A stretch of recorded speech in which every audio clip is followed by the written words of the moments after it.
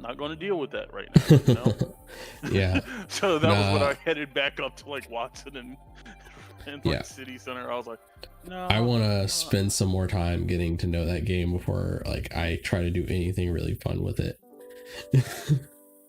Like the way I figured it, I'm doing this first corpo run because I wanted to see how they would incorporate somebody who was in Arasaka into the campaign. And I'm liking the corpo dialogue options because because combining corpo with cool gives you so many options to talk your way out of problems. Okay. Nah, like that's kind of how I wanted to do it on my first playthrough. Like I didn't want to just like try to go guns blazing. I wanted to like really give it a shot to work my way out of a situation instead of just like running roughshod over things. So my combination is cool reflexes and technical ability. The only thing is I've taken my body up to 6 to negate the recoil of sniper rifles. I did tech a little cool and strength, and I think that's kind of how I wanted to run. I saw that and I was like, man, you were going to be hurting at the beginning of this game. Oh, because you're going to need to get a good cyber deck if you're going to do a build like that. And a good cyber deck can run you 30k. Okay. Whatever that heavy weapon was that was at the beginning of the game, when you go do the recovery mission, I was sad I didn't get to keep that. I wanted that. Yeah, no, you're gonna have a few times where like you're like, oh, okay, well, what about all my equipment, you know? But yeah, your cyber deck, you're gonna need a bigger cyber deck, like a good one. And I just got a good cyber deck, and it cost me 38 grand. And I'm not even a fully teched out built character. I just use it for mainly things like just rapidly disabling cameras, shutting down turrets, and stuff like that. Like,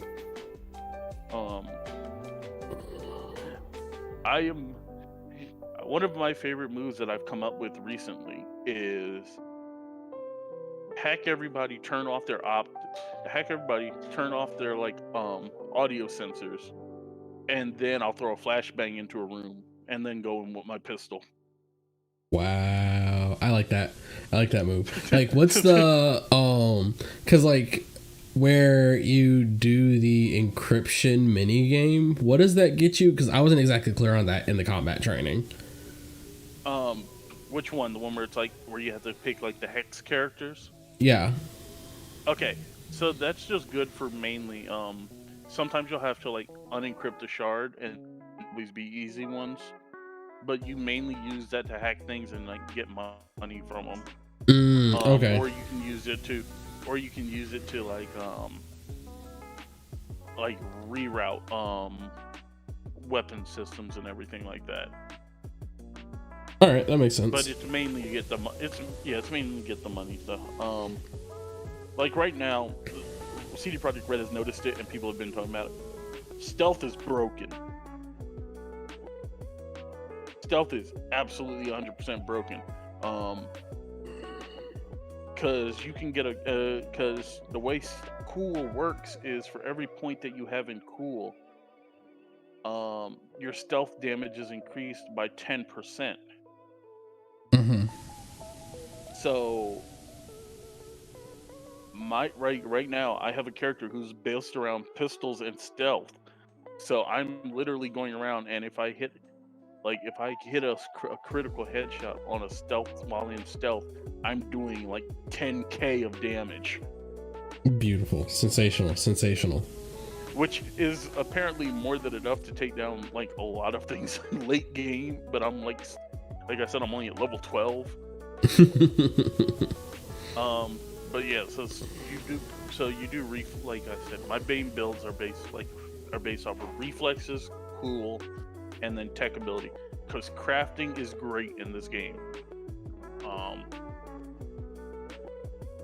It's really good. The only thing is, you're gonna have some missions, Jared, especially early game, where you can pick the mission up, but you won't have a way to do it. As in, you won't have enough body points to rip off the door, or you won't have enough technical ability to hack the door.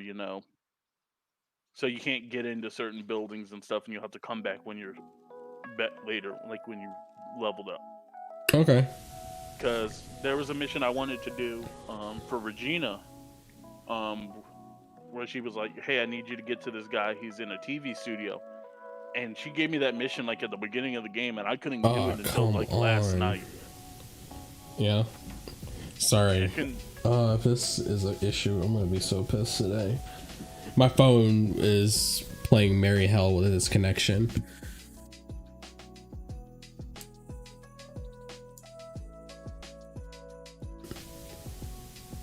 Yeah, my pizza's on its way. Oh, I wanted pizza today. So I just realized something, and I'm feeling stupid. What's up? I ordered pizza, but I forgot to add toppings to it. So did you just order a cheese pizza? Yes, I did. Nothing wrong with the cheese pizza, to be fair. Nothing. No, but I just realized it because I was like, wait a minute. I just ordered a pizza. Pizzas explode. It was one of those things where I was like, wait a minute, I ordered a pizza. Oh, shit. Then I was like, I didn't click my usual stuff. Shit.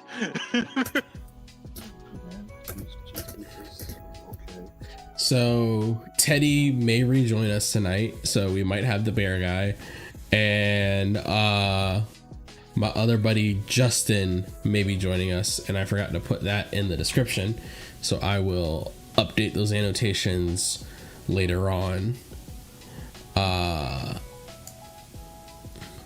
But So what mobile suit we got tonight?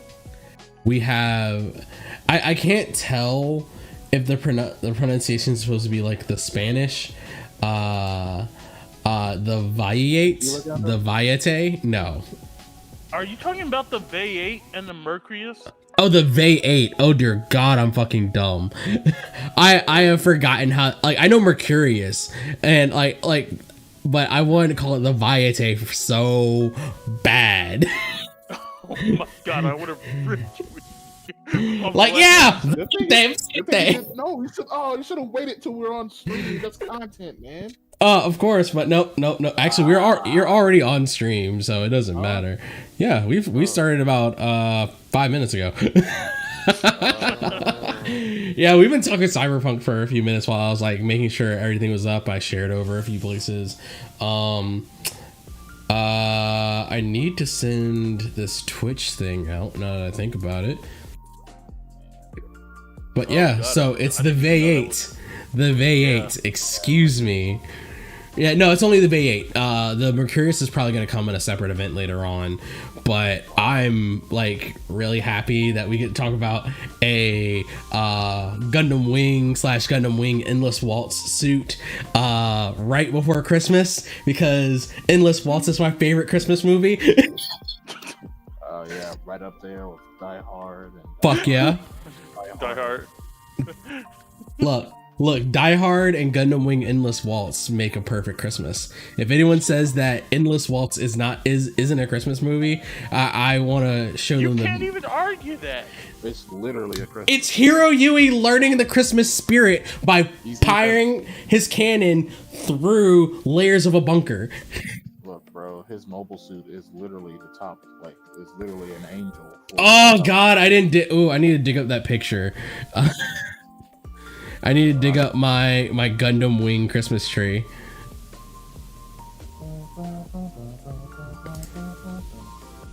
Like there are bells in the song. Oh God damn it! Sorry, what's it called? For some reason, Firefox decided to remove all my search engines. What? Yeah, you know how like you can like save different search engines under your search bar? Yeah.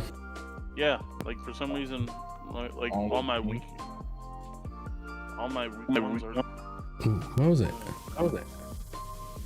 Hello, Hey, Justin. What's up? Hey, how's it going, y'all? hello. Not bad. Just getting started.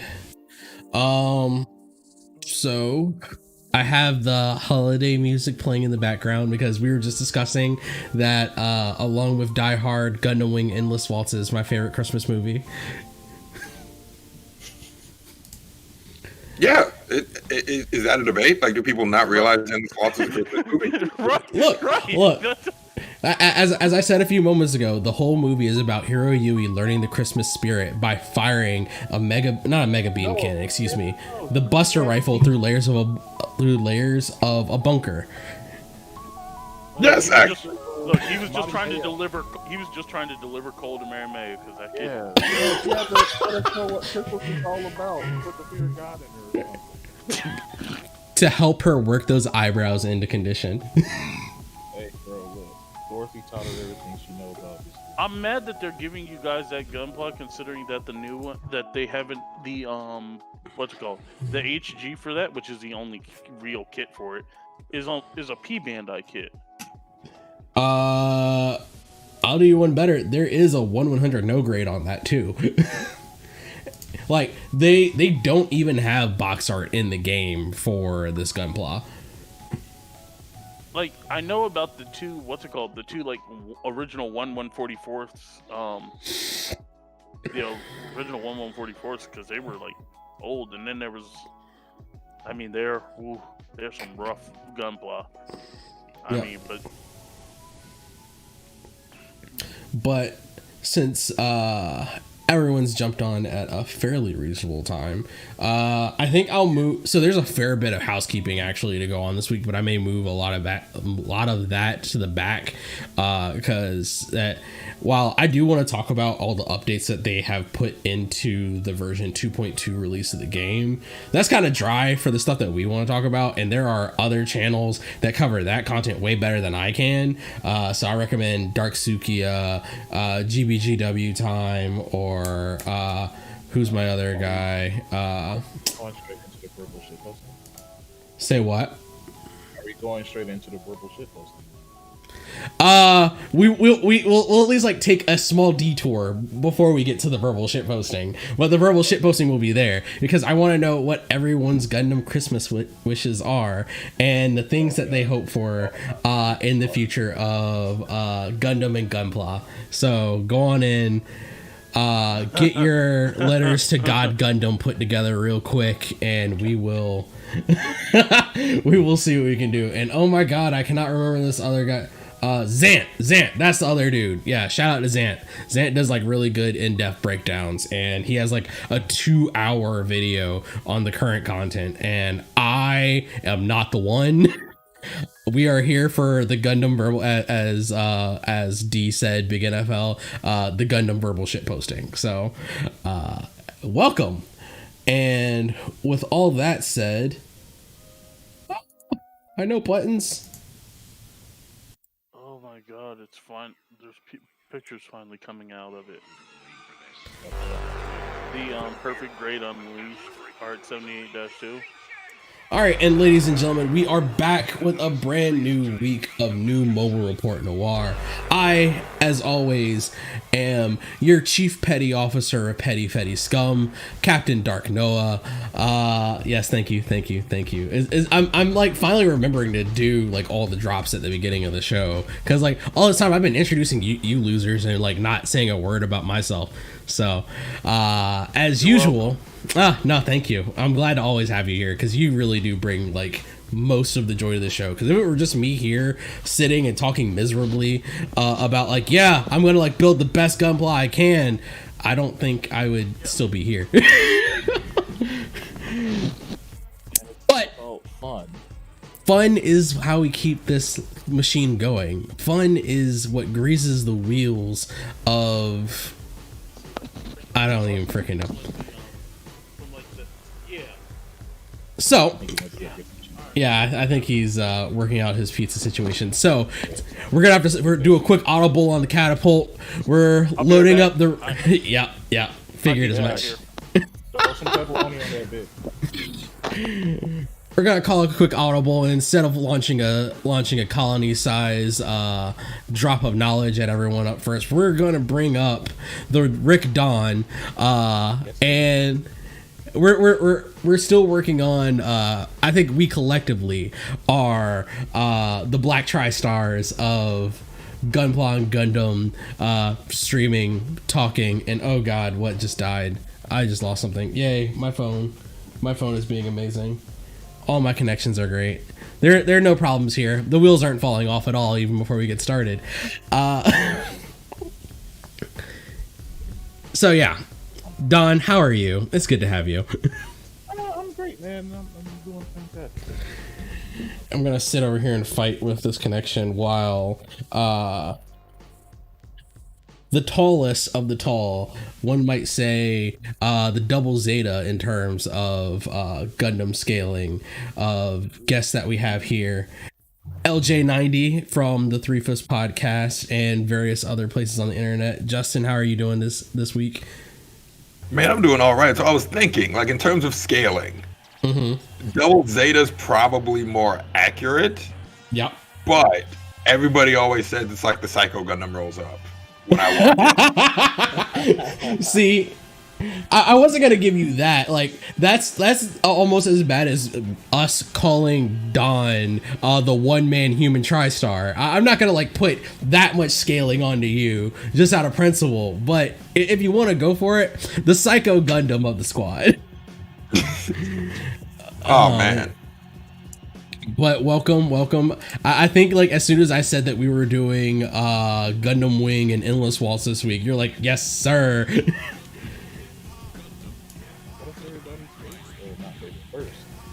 It's a bunch of people's first. Yeah, like it, especially American kids of a certain age, certain generation. Your first Gundam is probably going to be Gundam Wing because it came on Toonami 430 right after Dragon Ball, or right before Dragon Ball Z. And every Christmas, because it is a Christmas movie, Toonami will show Endless Waltz. Absolutely. Were there any other anime Christmas movies we would get? Because like I think there's like a Tenchi Muyo Christmas special, but like I don't remember watching that show for those reasons. So obviously my brain doesn't work there. For those reasons. As we all know, I am a man of class. Class and culture. Class, taste, culture, distinction. The Char-Asimov of the group. Totally not. Nah. I can't take that credit because I am through and through Fetty scum. That's not a compliment, though. Nah, because if I were the Char-Asimov of the group, you and Cam would be dead. As we've discovered, if someone wears a mask, your true friends will be stabbed in the front. Yeah, that's true. Nah, but Cam being our chief. We would have done something to deserve it, though. Did Garma deserve it? Did Garma deserve it? Garma's only mistake. Blame it on your birth. Garma. Yeah, look, I'm not that brutal. And welcome back. And now that we have the Quattro Beige Negro, the Colony Drop of Knowledge, the Red Bone Flash, this is our Char-Asimov of the group. As I said, I am Dark Noah. This is Char-Asimov. I don't want to claim Amuro because I'm not a white devil, but that's neither here nor there. Wow. A+. Thank you. Oh god. Look, it's not the 21st yet, and do you know how mad I am that the stream is not on the 21st? Because I would be so hot talking about, oh, when midnight gets here, my third eye will open and I shall ascend. We can do a special. We'll figure something out. But welcome back, Cam. Roads in life. How are you, buddy? Other than getting lost in Night City and trying not to die to your own wicked ways. thought we were calling it Cyber City. No, I'm refusing. I'm playing that game too, and I have too much joy for Night City. No Punk Town either. So we're here this week. We have the Strongest Spear event. The Strongest Spear event, as I was so thankfully corrected before we got too live. The Vayeate has been added to the game. It is, as I was incorrectly going to say, not the Gundam Vayeate. How do you make Kotoki would literally have to come from Japan and beat you to death with its box art? No, I refuse. I'm sure there is a small Hispanic child somewhere that looked at that word Vayeate. I see no issues here. Well, to be fair, we always heard its name and never saw it spell it most of the time. Yeah, like I knew what it was when I saw it. But for whatever reason, like the pronunciation did not like click back in my head because it has been that long since I looked at Gundam Wing. But I remember this piece of shit suit ruining everything I loved, and every time, like it's a great jobber suit. Like every time I saw it, I was scared. Like the Vayeate. This was like one of the better suits in the series because this is the one that they tag teamed it because it has absolutely like, hyper. Yeah, but it jobbed to Wing Zero. Well, yeah, it did job to Wing Zero, but like that's what that's what I mean. Like it jobs out hero suits. So like this gets our once, but it gets our big Yazan energy of the week because it's here to ruin your day and to take out people and things that you love. Well, no, it wasn't though. It was literally a test suit by you're thinking about the Virgos. Yeah. You're thinking about which is the mobile dolls. The Vayeate was the test suit this was the test suit where they were forcing the Gundam pilots to use. Yeah, because Troa didn't pilot this until Endless Waltz, right? No, what are you talking about? Troa was one of the test pilots. This is mid. Wow. This was like. Yeah, this was like episode. It's between like episodes 20 and 25. Yeah, this was because this was when most of this right after this has happened is when Duo got the Death Scythe Hell because this was right after this is before he got Death Scythe. He was before Death Scythe Hell right after they go back to the space colonies and get caught. So this is embarrassing. I obviously don't remember a lot of the series. This is why I have. To be fair, it's almost 30 years old. Yeah, it's 20 years, man. 30 years. Well, the show is almost 30. 20. In a lot of our memories, actually no, even in our memories, the show is it's about 20 years old. So it's 25. And in the United States, we got it in 2000. So it's 20 years old for a lot of us. The show itself is nearing on its 30. Oh dear Lord. Oh, I just remember. Look at the gray hairs and the beard. This suit was like really cool because it was the offensive suit, and then the Mercurius was the defensive suit. So the Mercurius would like use its like little floating shield things to block for it, and then it would turn around, and then the Vayeate would shoot. Yep. Then they realized it was stupid to have two suits doing two different things. Just roll it all together. Since we're already getting pretty deep into the discussion of the Vayeate, let's just go on and we'll skip over some of the gacha stuff because the gacha stuff is going to be an almost entirely different rant because we get more Seed Destiny stuff and more Build Fighter stuff too. So actually, I'll give y'all a choice. Y'all want to verge off onto talking about the gachas that we got, which is Build Fighters and Seed Destiny, or you want to keep going down the Wing and Endless Waltz train first? I think Cam wants to talk about Seed Destiny. What's the mobile suit of choice? Legend. I'm okay with that. Let's go. Yeah, we can get it out the way and talk about other stuff later. All right. So we're gonna go and dive down into this gacha that we got. So up first on our gotcha list is let's go with the ZGMF X666S Legend Gundam. Wow. They really the highest collar of all time. It really is massive. Only $5. Oh, oops, gotcha content. It is, look, the collar is above its ears, and the back of it is like, it's a gorget at this point. I do appreciate the evolution of the backpack from the Juggernaut to the Providence to the ultimately getting to the Legend, where it has like the split funnel backpack.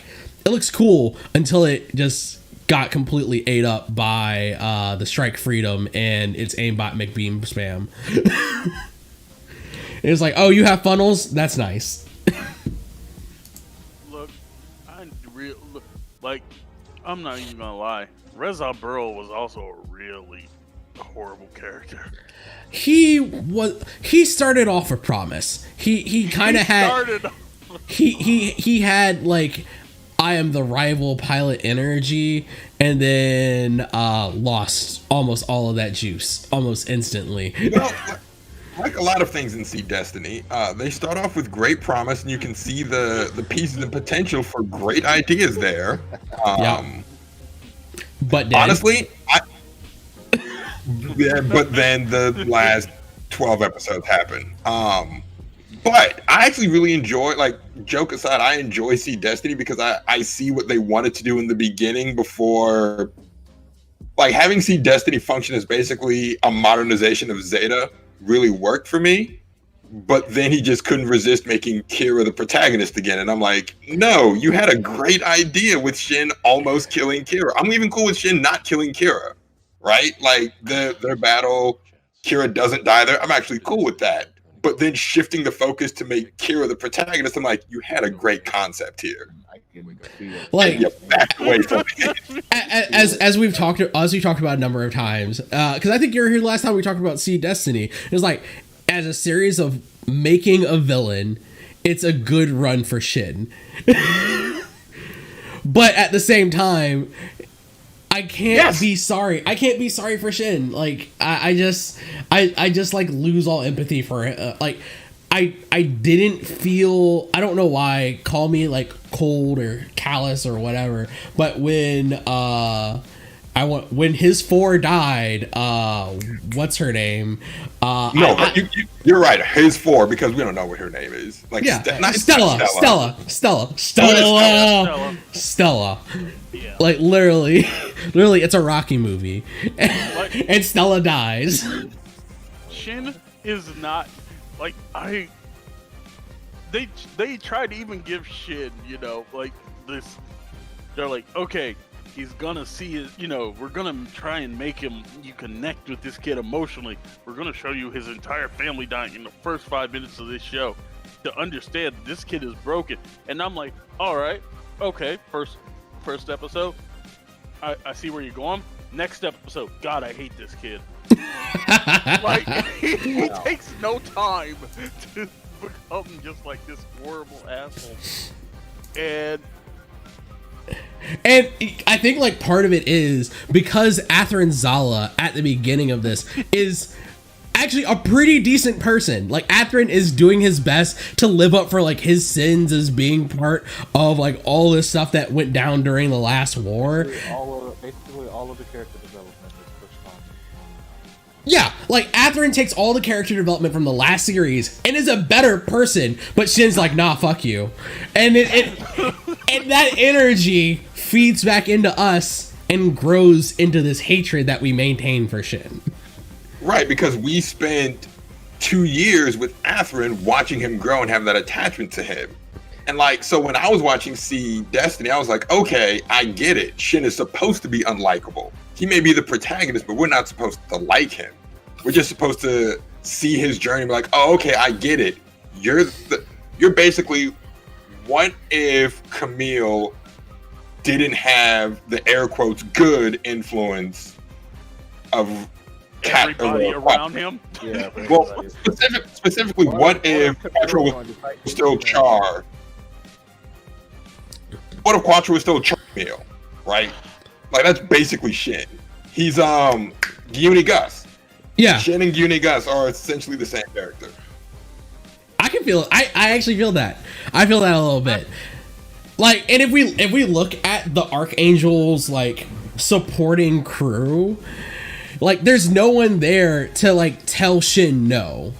Shin is always that. Shin is always getting what he wants. Shin always know, like, I'm special. I'm the shit here. He's not getting the bright stuff. Like, Yeah. The problem, He's being enabled at every corner.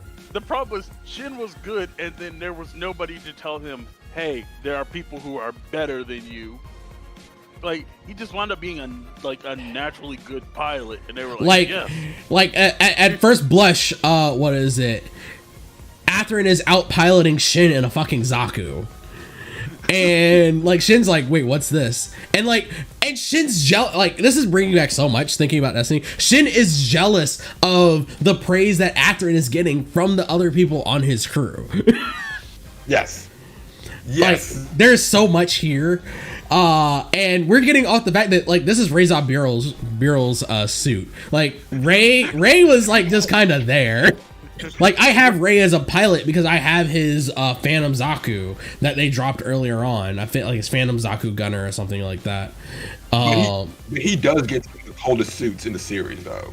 Like you said, the legend suit is so cold.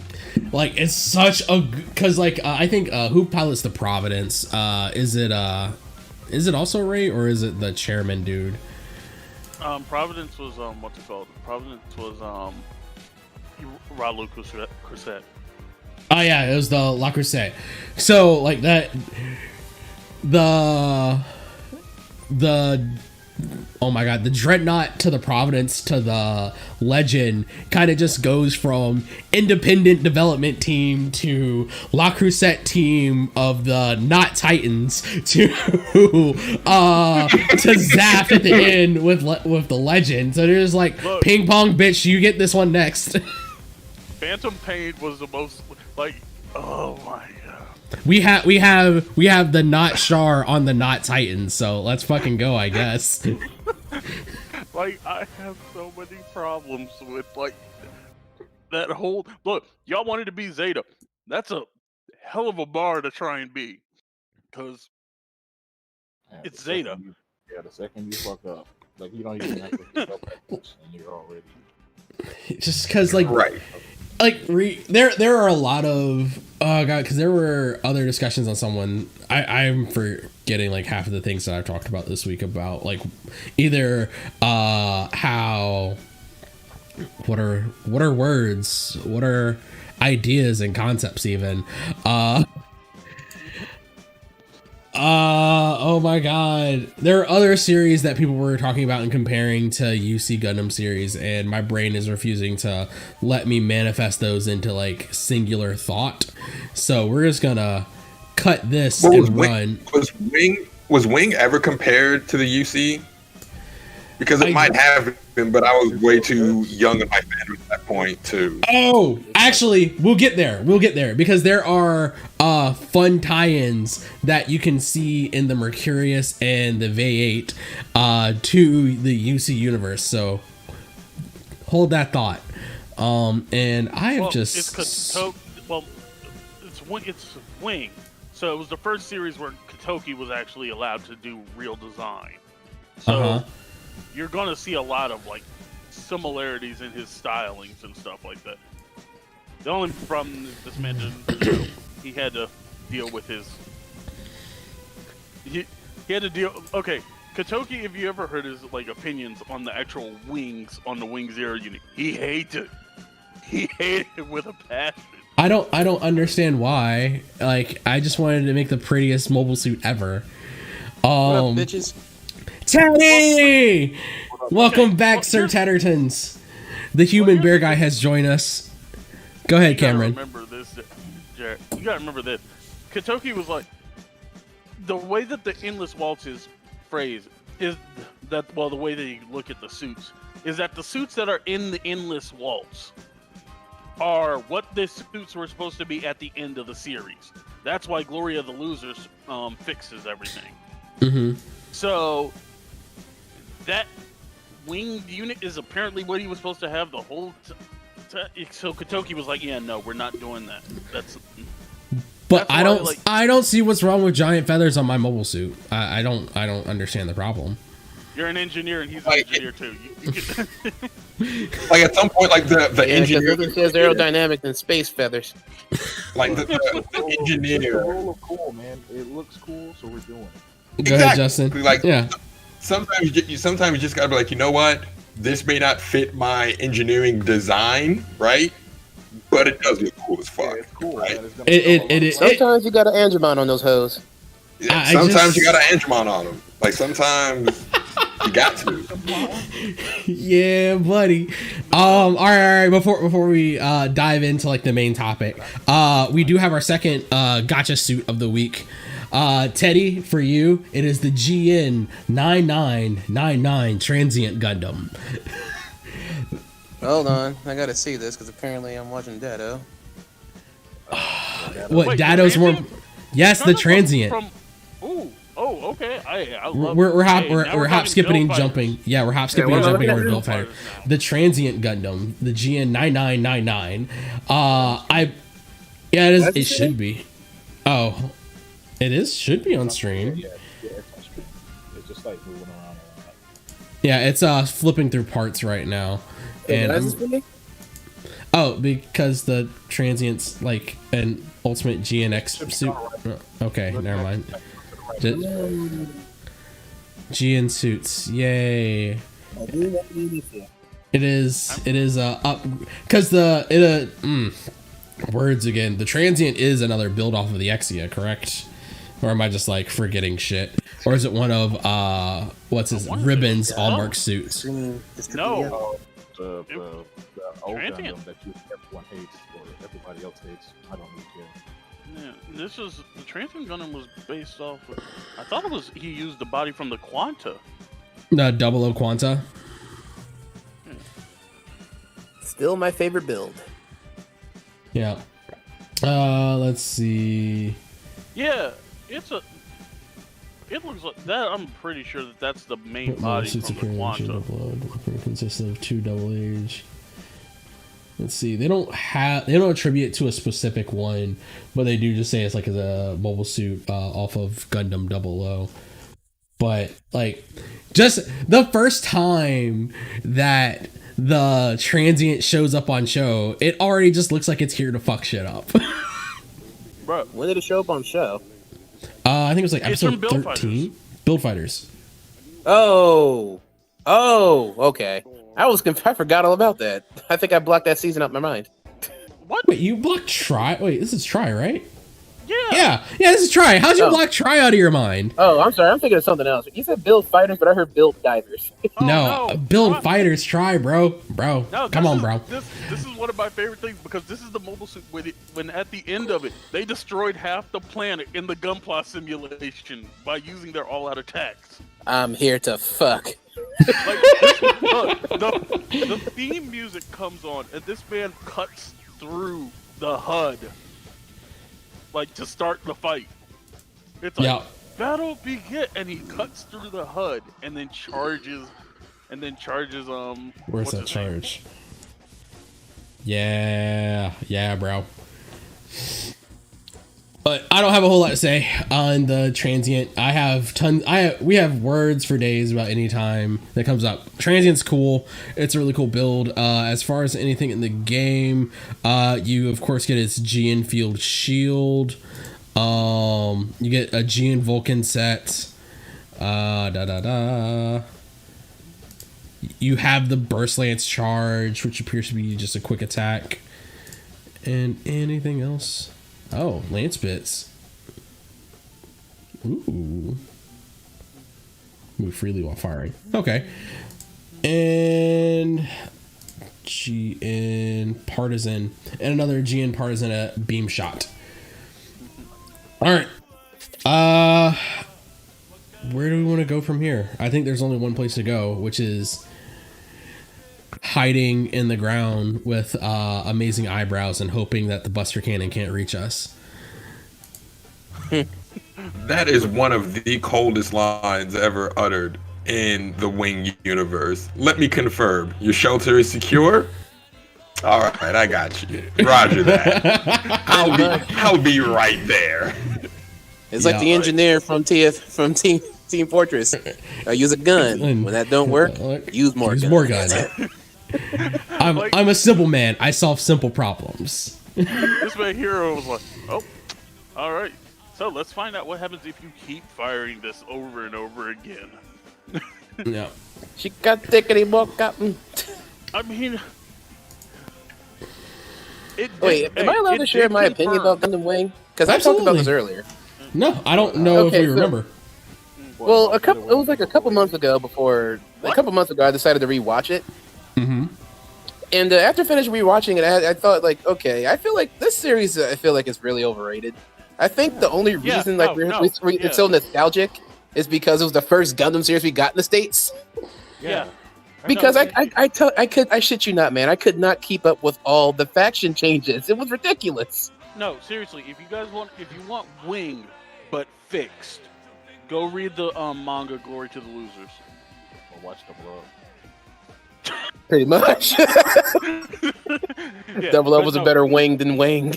Glory fixes everything wrong with Wing. Like, it goes, the mobile suit designs and everything, and mainly just because it's all Kotoki.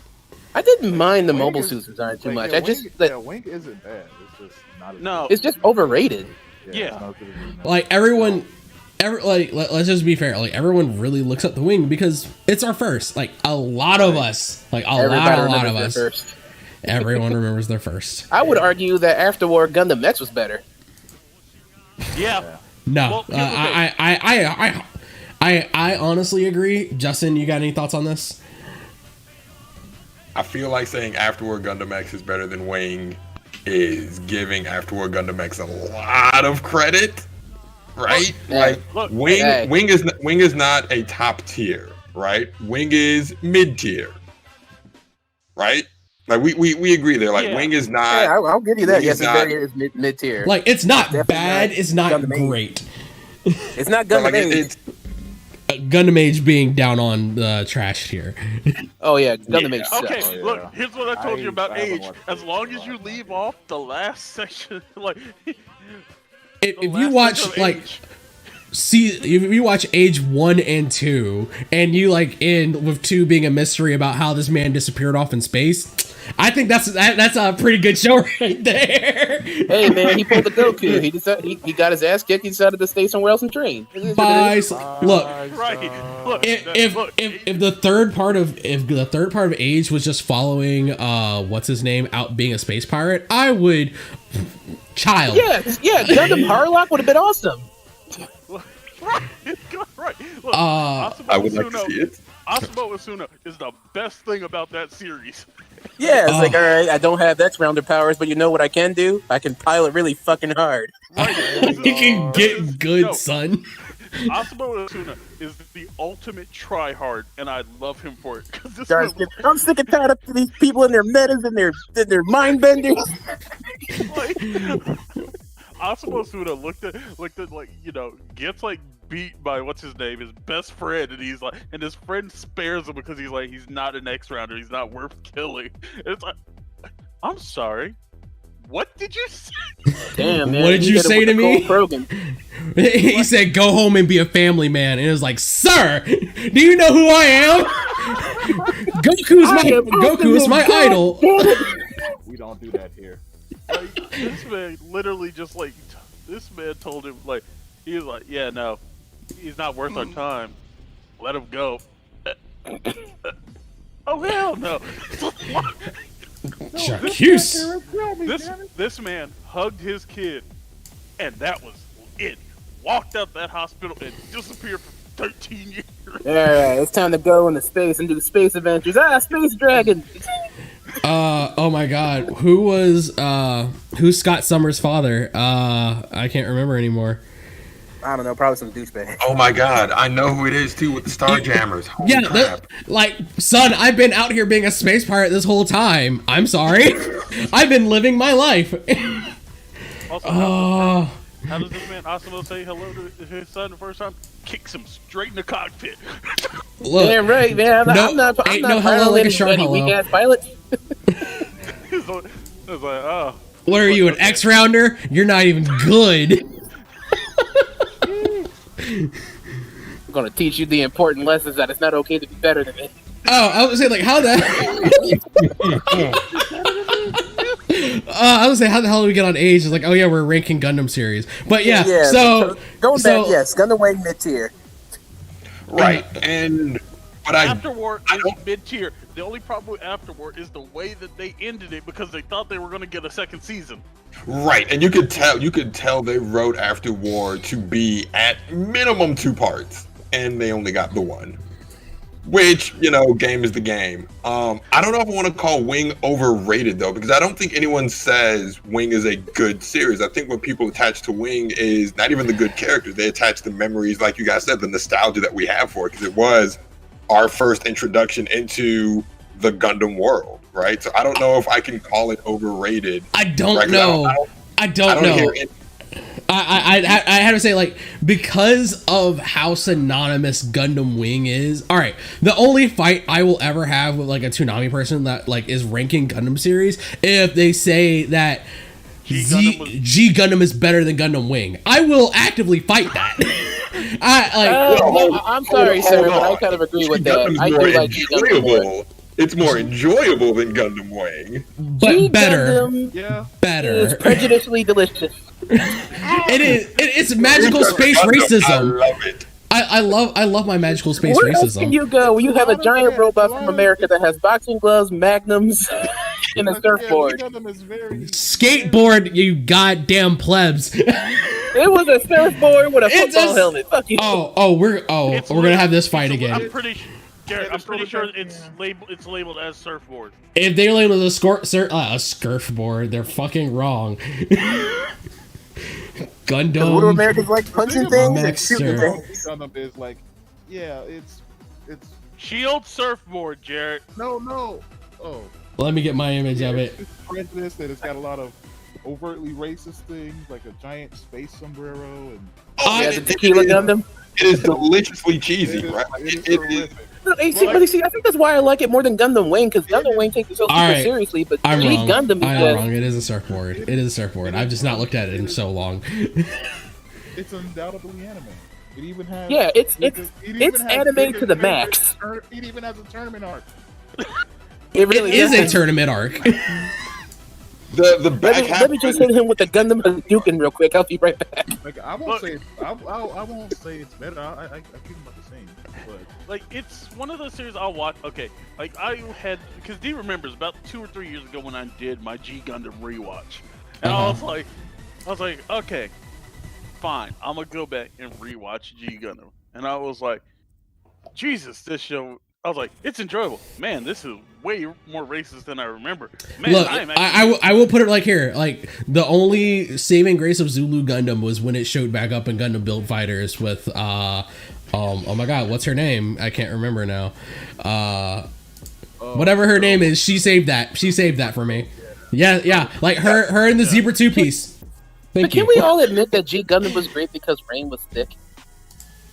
I won't give you, like, modern definitions of thick, but thick for 90s anime, she could get that. Hey man, you clearly didn't see the picture I saw on MAHQ. Well, that's MHQ. You will say. Hold up, Justin, what? Hold up, Justin, what?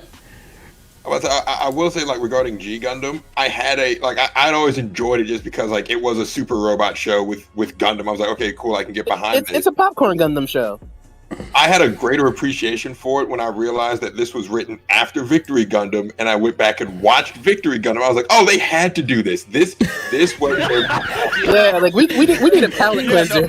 This is the suicide prevention hotline of Gundam shows. This is one of those things where they were like, okay, no, it was like, all right, somebody Somebody go put Tomino in a room. He's not doing another Gundam series right now. Someone get that motherfucker to Xanax. Somebody go check on him. Take all his shoelaces and shit away from him. Because they had to put because the only reason G Gundam actually exists is because they didn't put Tomino on it. Because I swear to God, if Tomino had his like hand on, yeah, I'm pretty Can sure you imagine Tomino rewriting would have G Gundam? appeared at all of Japan at the end. The ending would have been a whole lot worse. Everybody would have died. Like Devil Gundam ascends, everyone turns to Tang on the surface. So it would be, For some reason, instrumentality. Yes. G Gundam would turn into Ava like that. Space Runaway Idion or whatever the fuck. Oh God. Oh, I don't know if you watched any of this last week. We watched all the death scenes from Space Runaway Idion, and I like took to heavy drinking to go to sleep after that. Like, I have seen some things. Zeta, and I gotta say, I'm not a fan of the dub. Well, of course. Wait, you don't like Zeta dub? No, it's okay, but I feel like the subtitles were like such an old show. The dub is actually really good. Yeah. no, like I'm saying, it's one of the better. Well, it's one of the better dubs, but there are definitely some times where I get there, it's like, man, you could use some more emotion. Also, why does everything sound like a laser? Like everything, the beam weapons, but everything's a laser. Yeah, no, even the Vulcans sound like lasers. The Vulcans, they're freaking handguns that the civilians use. Pew! What the fuck? Well, they carried that through into Wing as well, because everything was a beam weapon. Like even the Gatling guns on the heavy arms are beam Gatlings. Yeah, I gotta say that was another one of the things about Wayne that annoyed me. Is like all the beam weapons. Like you get sick and tired of hearing a farting cow every episode. Like, listening to Zeta dub and then listening to Wing dub is like a night and day difference. oh yeah, it really is. Like I actually watched the Wing dub, and he actually Hero actually sounded like he had emotion from time to time. Like the funny thing is though, if you go look at like when Hajime Katoke redesigned, the heavy arms, he gave it an amp like belt for the ammo. There's an ammo drum on the heavy arms.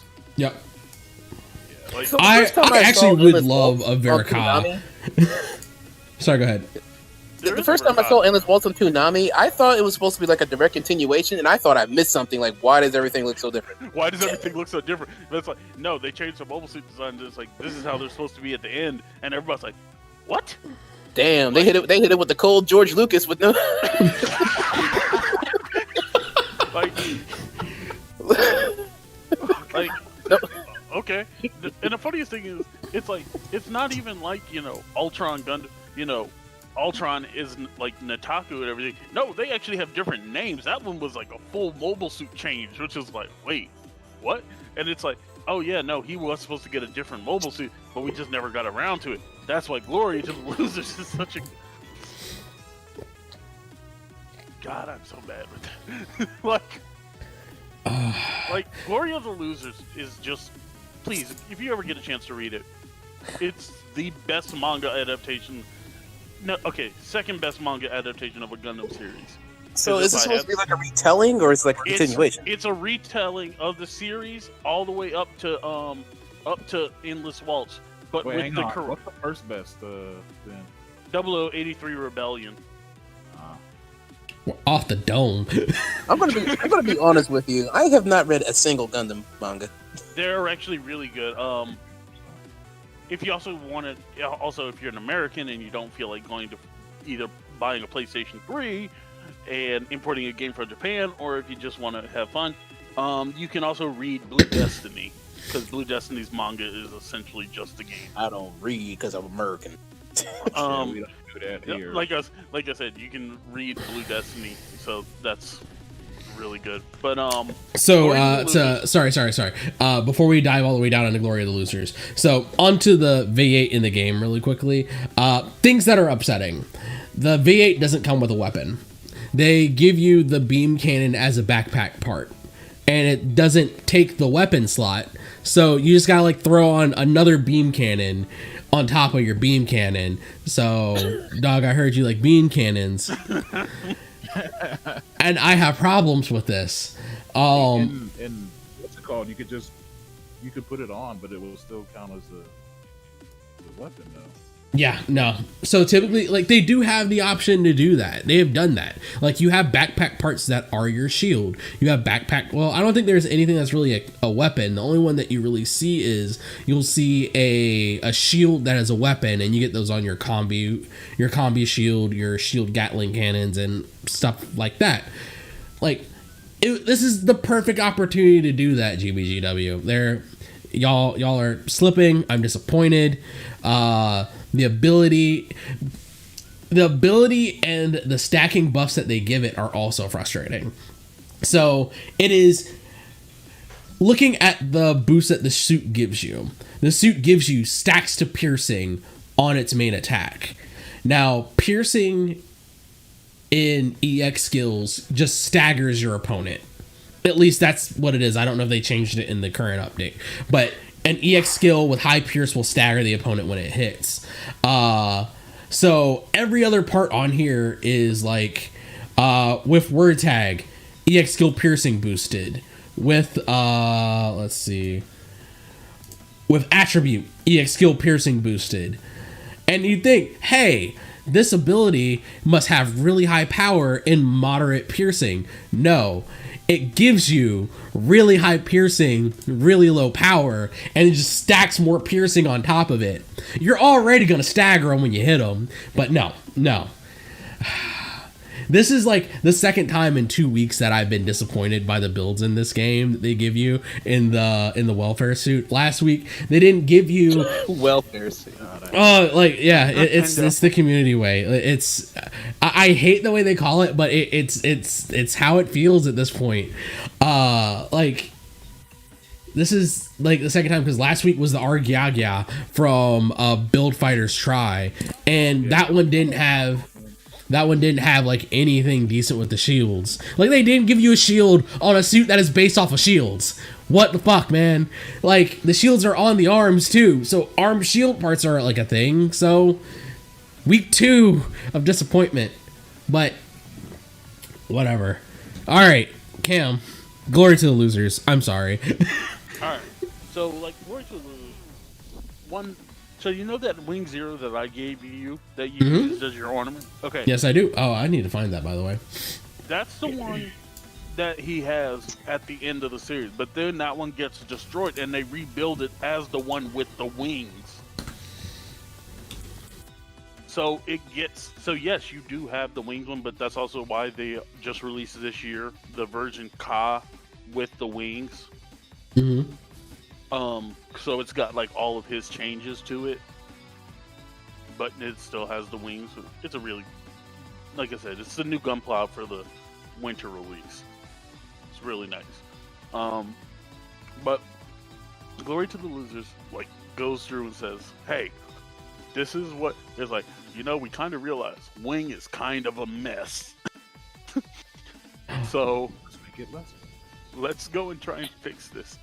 So it covers like so it's the anime, endless waltz and everything, and it like gives even a lead up into Frozen Teardrop. Yeah. Which. Yeah, what was that with? I read a little bit about that. Why the fuck is Hero frozen? Dude, listen, Frozen Teardrop is one of those things where I was like, that was a really convoluted. Oh no. It was like, Hero and Relina are both frozen, are both in cryo sleep, and then you wait, it's like several years later, and there's the Mars Century now, and Frozen Teardrop is really weird. It's cool. But it's now they're fighting Elite. There's a guy named Master Chief. I hate you. If y'all are looking at stream, and for all y'all watching on stream, to prove my nerd cred, this is my Christmas tree before I moved. I had the Wing Zero. What's the full designation of that wing? That is it was Wing Zero. Well, technically, it depends on how you call it. It's like Waltz version or something. Yeah, in Wings Zero Endless Waltz version, like Hajime Katoki. Like, yeah, that was my Christmas tree ornament the last year before I moved out of Greensboro. I feel like I've seen that somewhere else before. What, that wing?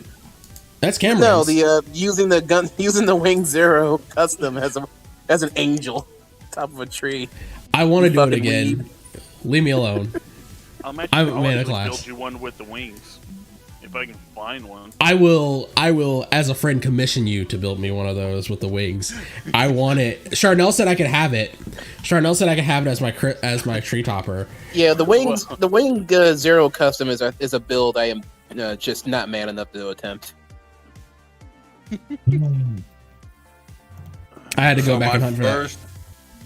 The first Gunpla I actually attempted as a teenager was the Ultron, because I just got done watching Gundam Wing, and I said, cool, I want the dragon one. And I'm like, cool, where's the Shenlong Nataku? And they're like, we got Ultron. I'm like, oh, I guess that must be what it's actually called. I hadn't seen Endless Waltz yet. I'm like, this is a completely different mobile suit than what I saw on the television. What the hell is this? Oh, yeah, I think I got that one. Yeah, this too. guy's got dragon zords for arms. What's this about? Right. And I'm like, oh, okay. Yeah, But it was cool though, right? Oh, it's like all the designs are good designs. Especially because knows what a mobile suit should look like. And I'm a sucker just for dragon designs in general. Everyone loves dragon Gundams for some strange reason. Also, they're so cool. The best looking grunt suit of all time, the Serpent Custom. Oh, yeah, I'm not gonna lie, that was pretty cool.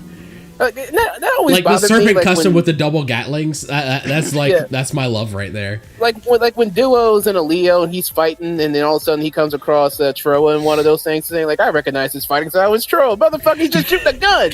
Well, I've seen this fighting style before. Suppressing fire. Yep, that's Troa. Yeah, like, Zero from Archer does that. Yeah. Look, like Troa's fighting style is dump all ammo, figure out option B next. I know this fighting style. Run out of and then when he fires his missile to do, I guess I missed. How do you miss? Well, like fall back on extreme acrobatics. Well, fall back on extreme acrobatics and the fact that he had an entire knife.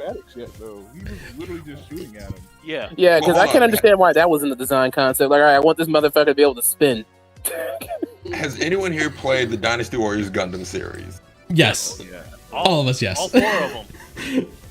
My people. The fact that Troa's fighting style in Reborn is literally just gun butting you and then just emptying the clip brings me so much joy.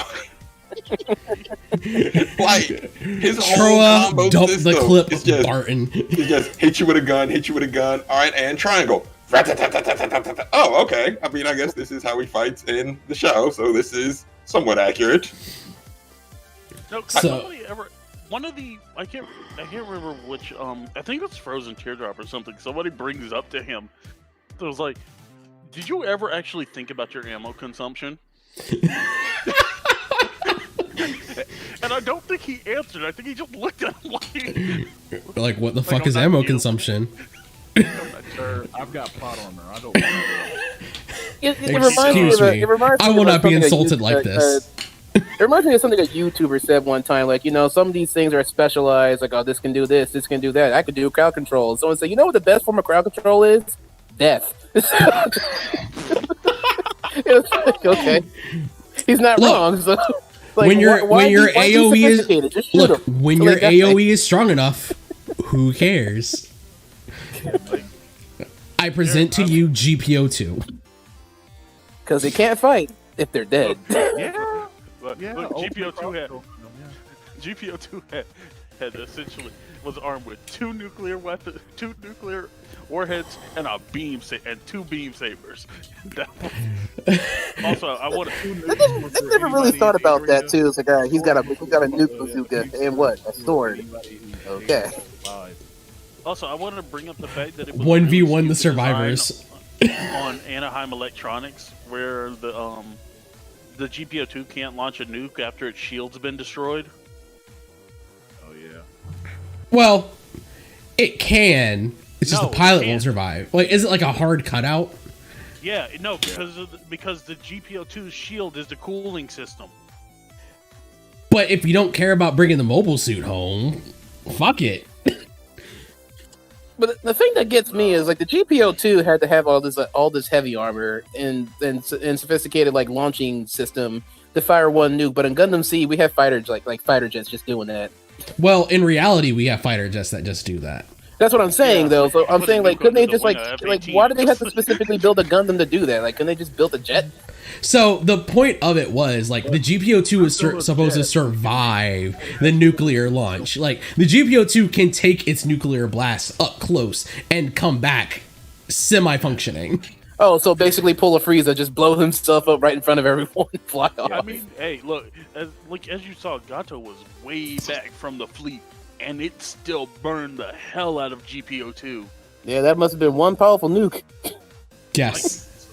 Yes. I mean, still, my favorite thing is... It was a thermonuclear weapon, to be fair. Yeah, I've told Jarrett this before, and it's one of my favorite things, like one of the Gundam things. Neo Zeon built a nuclear launch mobile suit, and then realized they didn't have any nuclear weapons. You had one job! How are we supposed to be space Nazis? Like, you're building what? Like, yeah. Wait, give them a minute. And then they finish the development. You see, this is what happens when engineering and management don't talk. All right, so to swing back around. That nuke firing mobile suit's ready. Nuke firing. Yeah, I want you to... you know, the mobile suit to fire the artillery for the nuke. So about those weapons. So about that, bro. So yeah, we haven't acquired it yet. We're gonna rely on the GPO2 strategy. All right, fuck it. We're just gonna steal one. All right. Like, that's how the meeting went. It was like, can we get this? I was like, you know, it looks at nice little mobile suit you have built that fires nuke. Ah, fuck it. We're gonna go steal one. All right. So quick thing, because I did mention that I keep wanting to call it the Vayeate. God damn it, the Vayeate. The Vayeate. No. I'm not gonna make that much of a fool of myself tonight. Cam doesn't get that man. Don't worry about it. So the Vayeate actually does have some interesting connections back to UC Gundam. If you like get really close on, they have like a scene where you see the development schematics of the Vayeate. So some of the parts that they call out are the Vayeate relies on carbon ceramic armor. It also has a Minovsky particle nuclear accelerated reactor in its back. Well, that was a lot of words. Callback. Yeah. It also has what's the word I'm looking for? A movable frame on the interior. Yep. Yeah. All the callbacks. Yep. So mobile suit that was I had not noticed that. 2 times. Yeah, that's actually pretty cool. Yeah, it's only up there for it's like a freeze frame and you'll miss it, and only if you're like that much of a technical nerd about your Gundam technology, you won't really notice it. But that's what I brought for my show and tell today. Dude, I realized that. Remember, I was the one who pointed out that what's it called? Guinea Sahaland was using DirectX on the stupid Absolus. Bro, that Absolus runs DirectX. I don't know which version, but it runs DirectX. So that's a Microsoft API, isn't it? Yes, it is. Yeah. That it is. So the Sahalis is running a Windows product on that back end. Matter of fact, Jared, could you pull up the picture of it? If you can send it again. It was probably on memory, and I don't want to dig for that at the moment. No, you shared it though. You shared. I did. So let me find it. Yeah. So. Go ahead. I remember I was just laying in bed one night. I was watching 8 to S Steve, and I was like, as he was like looking at the absolute startup thing behind him, and I was like, all right, AMD, well, DirectX SDK. What? Hold up. I'm like. Let's see, powered on Spite. Me installing a... Oh god, there's just so much dumb stuff on my Facebook page. I can't stand myself. Here we go. I've been on Facebook for 2 months. I haven't. So... think for the first time in a while. Yeah. So he has DirectX SDK. It's AMD apparently maintains supremacy going into mid UC because he's got that AMD K6 3D plus graphics processor running. Why do we do these things? Why are we here? Just to hurt each other? I'm one of look, you know me. I'm one of those people who realizes like ultra small stuff in like Gundam and then has to figure it out. Like when I was trying to figure out, when Dick Allen won the Super Bowl. Yeah. Oh God, we did that run back for UC, didn't we? It totally wasn't a what's it called reference, by the way. Totally wasn't a reference to Joe Montana. Yeah. All right. So if like Teddy, in when the pilot who was with Ko and them at the beginning of see when you go into his when that Ko goes into his room in the base after like the whole like Xeon attack, you see there's a picture of this man holding up the Vince Lombardi trophy and his NFL jersey is there. Like, wait, I'm sorry, what now? Okay, Yeah. so in 0083, when Dick Allen, the guy who was the other test pilot, when he dies and Ko goes into his bedroom, you see on the wall there's a picture of Dick Allen holding up the Vince Lombardi trophy with an NFL football sitting next to him, and his jersey is hanging on the wall. So that is incredible. Wait, how have I never noticed that? No, Dick Allen was the guy with the glasses. That wasn't him. No. Oh, Dick Allen was the one who powered the Power GM.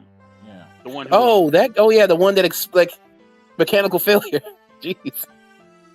Just a second. Let me see. I'll actually send. I have Dick Allen pulled up right now. I need the picture of the trophy because I know the scene you're talking Why about. does that name sound more dirty than it actually is? Because it has Dick in it.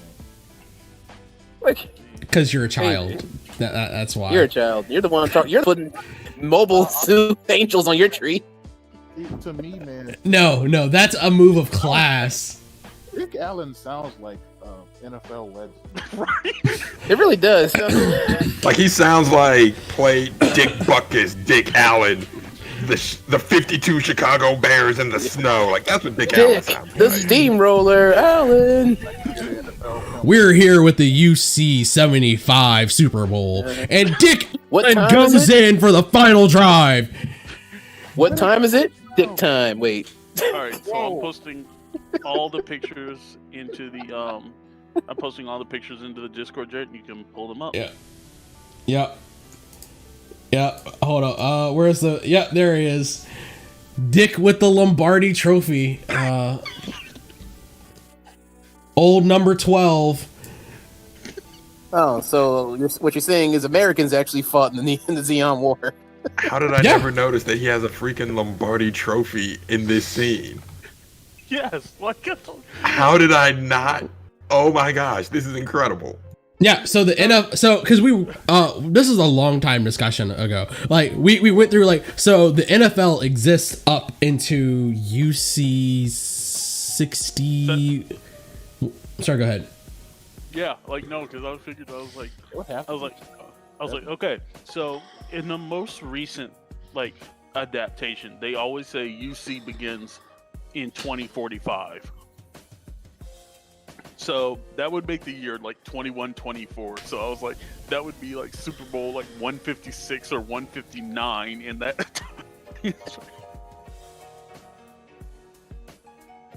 Yeah, so Super Bowl 159. Dick Allen helps to take home the Lombardi because they don't just let anyone get up there for Man, you never would have known to Tiffany flex Crockett was on that team. Playing quarterback, receiver. And firing guns. It was a bold new strategy they adopted. Chimney Crockett Giving them firearms. No, by this point we're letting the what is it called? Oh, also I found what is the Gundam girl for the Maxter Gundam. I don't know if y'all excuse me. She has American flag and star pasties. I post that for the I have it up on stream, so I don't fucking. It's on stream, so it's there for you to go see. like that. But I'm yeah, gonna no, keep but- it. Just what the hell? Hey, wait, that's not TOS. Yeah, that's TOS though. You got to get that. Huh? That's TOS right there. Terms of service. Oh, whatever. Look, they ain't pulled me down yet. They can't stop me. The signal will get out eventually. Somehow. I don't know. Yeah, because it's all mid-sentence. Somebody joins the Discord.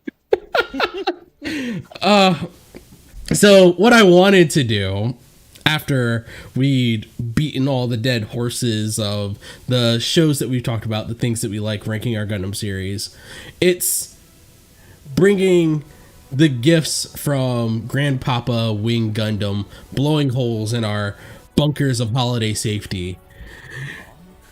I don't know. I'm stretching this metaphor to death. Let's talk about our Gundam Christmas wishes. And as usual, we'll let our guests go first. What would you like to see from Gundam in the coming year and going into the future? Justin, thoughts, opinions, rants? I want G Gundam to be streamable on a service that I have easy access to and not have to use a VPN for my Amazon Prime just to watch G Gundam. It shouldn't be. It should. But it's not English though. That's like I need the full cheese. I need the cheesiness of the dub. I need it all. Who has the rights on the dub there? I have no idea. Probably Master Asia. Probably right stuff, and they just haven't released it. Yeah. Do you think Sony will have the juice to get right stuff to let them throw it on Funimation, Crunchyroll now? Yo, okay, hold on. How did Sony pull that off? Like Sony owns Crunchyroll. Like is WB that broke? Is WB that broke? Wait, did WB own Crunchyroll? Crunchyroll was part of WB AT&T. Like AT&T's owned properties. AT&T owned Crunchyroll, and they had bundled Crunchyroll with HBO Max to try to get people to come to HBO Max. And then they announced they were giving out their 2021 slate of movies for free. And suddenly they're like, oh, by the way, we're selling Crunchyroll for $1 billion. Buy. It's like, oh, y'all are broke. Man, they got Tubi. Yo. So do we think, all right, so this is actually getting to interesting. Do we think HBO Max makes it out of the next 2 years? Define makes it out, right? Like, will it still be around? Yeah. Yeah. Will it be profitable? No. Will it still be owned by AT&T? Probably not. Do you think Viacom is Viacom still paired with Time Warner? I've always said Viacom Time Warner for the longest time. I have no idea actually. That is a very good question. Like I feel like Time Warner is a very specific Southernism because like Time Warner like gave me my cable and stuff like that for the grand majority of my lifetime before Comcast is like, okay, we're done. Time Warner is like the only cable company here, unless you like. Is it? I thought it was all Comcast now. Well, yeah, that's what I'm saying. Like, yeah. They like merged with Comcast, but like for the longest time, it was literally just Time Warner. Yeah, just Ted Turner sitting in Atlanta laughing and collecting all of his money for like decades. Yeah, has all the money for the entire Southeast. Like this man Ted Turner literally just throwing money at environmentalism and staying in his house. I don't want to go outside. I just want to be able to go out there and hunt. Captain Planet.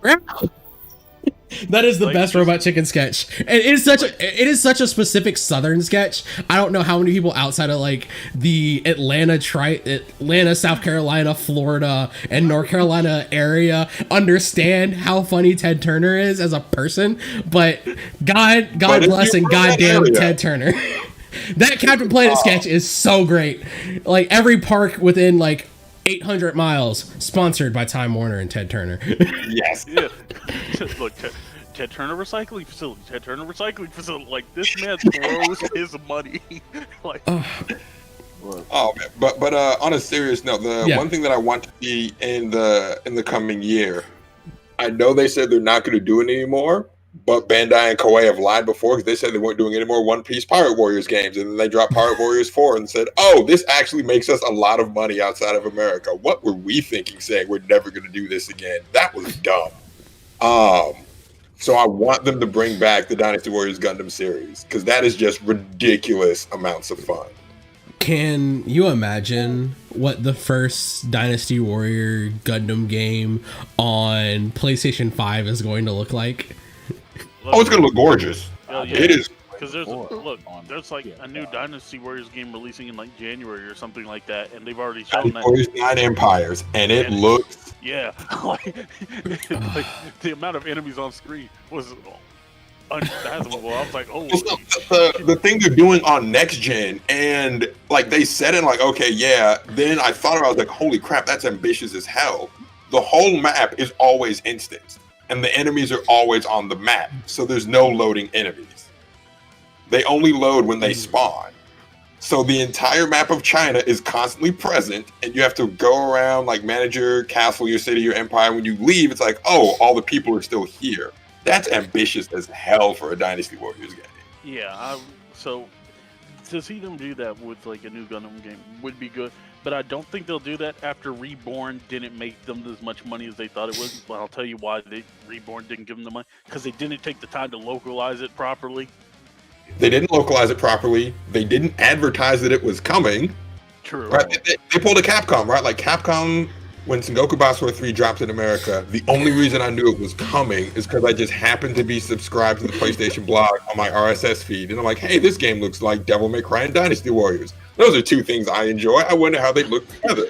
I downloaded the free demo and I was like, oh my God, this game is actually freaking amazing. But it didn't sell because they didn't advertise it. And they said, cool, this is proof that this doesn't work in America. And I'm like, no, Capcom, it's proof that they don't advertise things. They don't buy sell. them. That's just how it is, though, man. I don't understand this. Like, you poorly advertise, and you're surprised when people don't know about how awesome this thing is you made. And then, then they did. You get a very, like, rabid fan base of the little people who know about it, though. And then they tell people, like, us being fans of the game is why I guess more and more people know it, because we're better at marketing apparently. Yeah, look. It's that free advertising money. Look, when they announced that, when they originally announced that Gundam Breaker 3 was going to have English, was going to get an English version, even though it was only available, in Singapore, like, it was their Asian market one, but it had like all English menus and everything. Mm-hmm. I was like I was the first person to post about it on Tumblr. I know this because that post got 20,000 notes. So when I posted it, I was like, look, everybody needs to go and, like, buy, every major Gundam fan needs to go and buy this to show them that, hey, if you put a Gundam Breaker game out in English, it's going to sell. And, well, Gundam Breaker 3 sold. It sold very well. And then we got the train, and then they were like, okay, well, fine, we'll put out the next one, new Gundam Breaker, and we'll actually announce that it's coming to the English market. And then the problem was that one was bad. It wasn't. New Gundam Breaker is such a disappointment for 3. Wait. Before we go on this diatribe, let my man finish his No, that was it. Like that was it. I just want them to bring back that series just because it was a ridiculous amount of fun. But I'm totally here for this diatribe because this lines up with my personal agenda. So yes, please continue. So new Gundam. So Gundam Breaker 3 came out and it was really good. It's probably I won't say it's the best Gundam Breaker game because I almost want to say 2 is better. It's up there.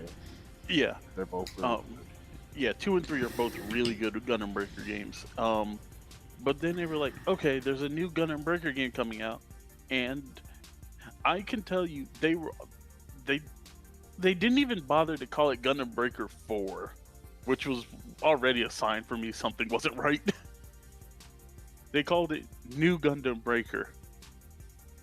And it came out and it didn't run. Like in most like high-end combat like areas, people were, even on console, were getting like 15 FPS. And they were like, this is unplayable. Like, and they admitted it was wrong. You know, it had all these mobile suits and everything, but they admitted the gameplay was wrong, and they had done so many changes and everything. And then, like 4 months later, they put out a version 2, but by that time, I had stopped playing it and gone back to 3. And so then, at the same time they released the version 2 one, they released it on PC. And guess what?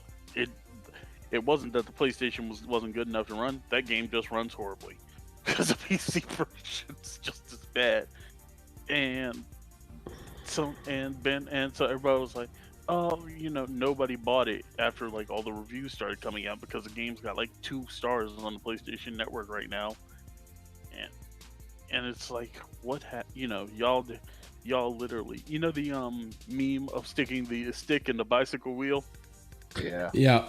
That's what happened with Gundam Breaker.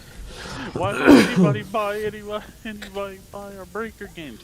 Because you guys had one really, really good one, and then you decided, it didn't go well. But Gundam Breaker 3, like I said, still good game, amazing game. Like, I still play it almost. Get a copy. Yeah, if you can get a copy of it, and like, it's not hard to start you just need to like, to get your DLC, you just gotta like make an account, a PlayStation Network account on the Singapore PlayStation Network, which is easy because it's all in English. Thank you, English being the official language of Singapore. How much longer though? Yeah. Oh yeah, I don't know how long, but yeah, you can get Gundam Breaker 3, good game, amazing game. Go get it. It's a lot of fun. All the DLC is stupid fun. The story is the story for Gundam Breaker 3. The story is ridiculous, but it's still fun. It's ridiculous. And look, we were playing Breaker 3. It's like Breaker 3 was coming out at the same time as that second season of Iron-Blooded Orphans. Oh right, it was. Yeah. So it's got things like the Gujin remake. You know, it's got. Oh yeah. Yeah, it's got the Gujin remake. You get up to the You didn't get the Lupus, did we? We didn't get the Lupus Rex. I don't think. Right. No, we got the Lupus, but we got we got the 6 forms of Barbatos and everything. You know. Before everything went to shit. Yeah. Yeah. So you get all that stuff. Before all the tragedy occurs. Yeah. Well, after Biscuit tragedy, but yeah. Well, before the tragedy of tragedies begin to occur. When the waifu corporation goes down, that's when everything hits the fan. Look, I'm mad you called them the waifu corporation. Like, excuse me, it is a corporation of literal wives. You're not wrong. I just never thought of it that way before this moment. Look, this man. And now I can't unsee it. This man Naze had 30 kids. Like, all of them are now orphans. Well, they have their moms. Most of them. Excuse me, a few of them. A lot of those moms are now dead. A lot of them are space debris now, man. Yeah, fair enough. Man, I'm depressed. Well, some of them aren't space debris. Some of them are just dead bodies in toy stores. Fuck that nigga Yakuza was the most embarrassing black character. No, he was Indian. He's Indian. At the very least, he's Indian. So we don't have to claim him. We don't. Okay. Not Christian. Neither was Virgin. I feel like Candace Owens. We could look. There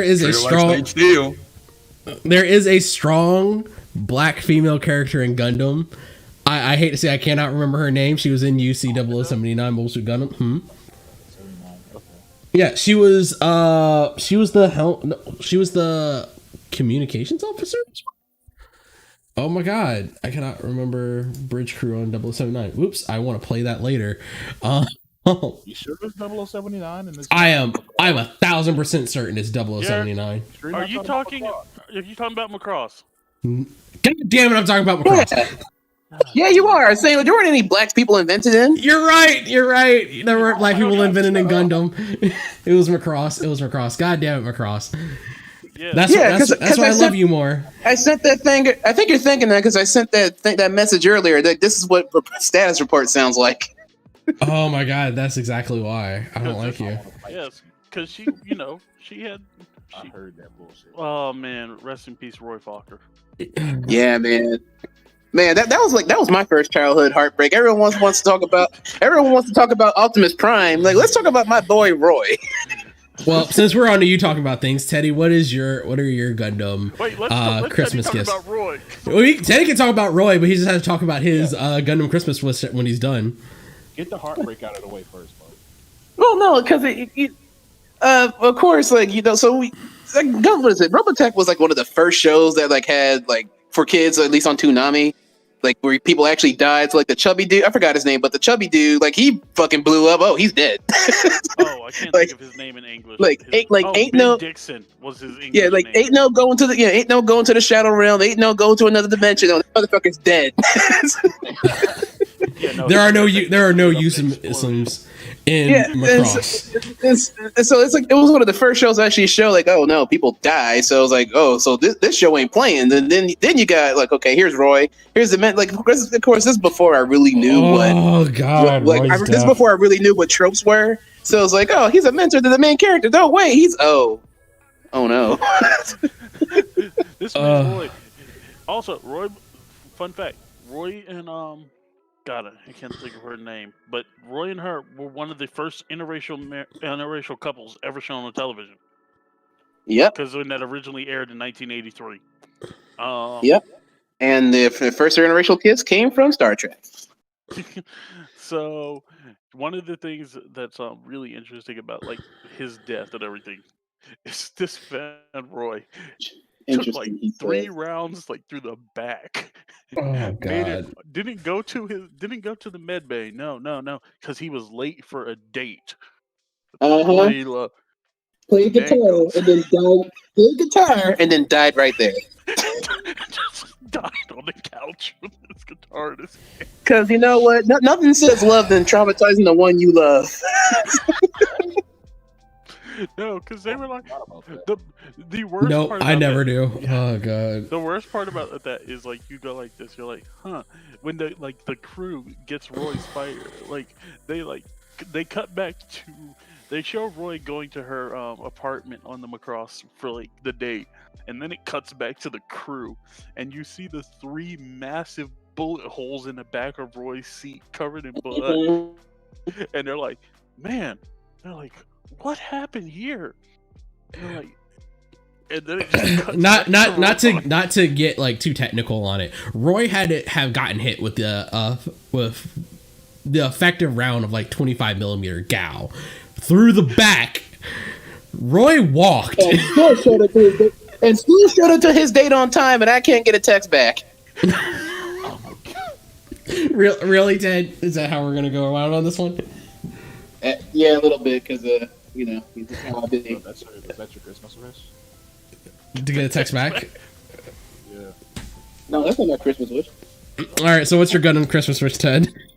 I think, and I know some people might disagree with me here because it kind of goes against what Gundam was supposed to be, but I kind of want to see Gundam be more than just like a war drama. Like, I don't mind like doing war, but I kind of want them to see like, all right, let's explore different things. Let's see some space aliens or something like that. Because Destiny of the Trailblazer. Yeah, I didn't mind that. Some people hated it, but I actually like. I didn't mind it either, but also that's her name, Claudia LaSalle. Yeah, there you go, Claudia. Oh god, thank you. But so yeah, I kind of want to see like Gundam start like trying like more out there things, and also kind of like what was previously said. I definitely want to see like Gundam more available for streaming in other places, because there are old series I really want to watch over again, but they don't make it easy to track down. Yeah, like I think legally track down. I think like the problem that you're gonna sci-fi in anime isn't doing super hot. Like I think I love mecha. The isekai is ruling. The isekai rules all. Like Gundam made an isekai anime to try to outride the isekai wave. Like, let's just be entirely honest about what Build Divers is. Yeah. Build Divers, I watched all of it, but good God, man, it just did not feel right. Like, I don't know where mecha goes in the coming years to like simultaneously build a new base audience and get old grognards like us to maintain enjoyment of. I feel like we're coming up on remakes. I don't know why, but I feel like it's coming. Yeah. Like we're already at prequel territory. Like we're doing prequels and isekais at the same time, effectively. And spin-offs. Look, we're starting to go deep Gundam. Like, I mean, come on. I never thought Hathaway's Flash would And who would have thought it would happen before you'd see Crossbones? Don't you say? Honestly, that's not that crazy. If they're trying to go in chronological order, I mean, Yeah, like if they did this. Okay, here's how I would like to see. I would love for them to see Hathaway's Flash, and then I would love to see them fix F91. So is that your Christmas wish? Yeah, that's his Christmas wish. He's got a better chance of getting Crossbones. Okay, then. I want. Look, y'all told this man Tomino, hey, you get to make a series. This man Tomino goes out and writes an entirely new Gundam series. It's like they get 13 episodes in, like when they're done with their production. Hey, yeah, we're not doing a series for F91. You got to make it a 2-hour movie now. But what? But why? I was so excited. But why? Right. I'm still of the idea that they did that just so he can make Victory. Out of spite, y'all gonna cut my series short. Well, I'll show all y'all. And then just like Gus from Rooster Teeth, I will go to Mars out of spite, motherfucker. I swear to God, I know they had to look through Victory after the first one and be like, Jesus Christ. It's like, hey, you think I killed a lot of people in Zeta? Let me double down. Wow. I'll shoot every last one. It will kill every child as long as you are one of them. And it's like Victory. It's not the fact that he kills everybody; it's how they die. Oh, God. Like Victory has some of the most pointless deaths. Like someone was guillotined in a Gundam series. Yes. Like why? Because Katajina gets to walk away. But Katajina gets to walk away. All right, wait. Okay, well, wait a minute. No, she doesn't. No, she's dead. I'm pretty sure. No. There is no way she's alive. She lives because Tomino said, quote, I wanted to leave her blinded. It was more traumatizing for her to live with the mistakes of what she did than to kill her. I'm sorry. All right, no. Wait, no. It's just like this. She doesn't remember what she did. So now she's just like. It's just like that sketch to Robot Chicken. Like, no. You live with it. She's dying in that desert. You release a blind woman unaided into a desert with raiders. Good luck. Yeah. I mean, they pointed her in the direction of the town. How far away? Okay, they didn't say. What is in that direction of the town, and how badly are they going to kill her? Look, Katajina. Have you seen Cannibal Holocaust? That. Look, Katajina is like character, so it was like. That goes back to what I was saying. Like, I've forgotten a lot of this. It would be nice to have a streaming service where I can refresh my memory. Yeah. Look, Katajina is one of those people who deserved everything she got, but but no, she definitely definite. Like Tomino. Oof. Like the way he killed everyone.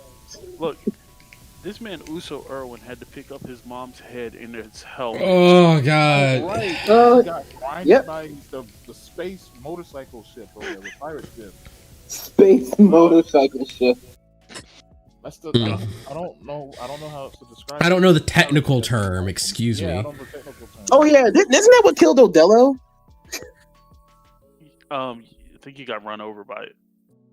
Yeah, like in his mobile suit, they like crushed his cockpit or something. Yeah. All right. So, I believe that gets us down to D. Oh yeah. Do you have any more, Cam? Do you have any more Christmas wishes? I want them to finally release that 1/100th Kshatriya they've been joking. They've been like teasing us about for the past 10 years. But you know. Give it to us, you sons of bitches. Cam gets his Gunpla Christmas wish in there. You cowards! Look, y'all teased it to me. You literally put a picture of the Kshatriya. Oh yeah, bitch, work the shaft. It said in development. It's in development, coming soon. Next to it, and I was just 8 years ago or something. Yeah. Look, 3 of the kits in that picture didn't wind up becoming 1/100s. They became master grade kits, so I can't really complain because the GM Sniper and the Jagan were on that list too, and those 2 got master grades. But I'm not expecting a master grade Kshatriya because I'm not. I just want to re-100th Kshatriya because I don't want to have to spend like 40 hours on a frame. All right, D. What's your Gundam Christmas wish? Mine's pretty simple, or pretty simple as most have been touched on. Just better availability to the West.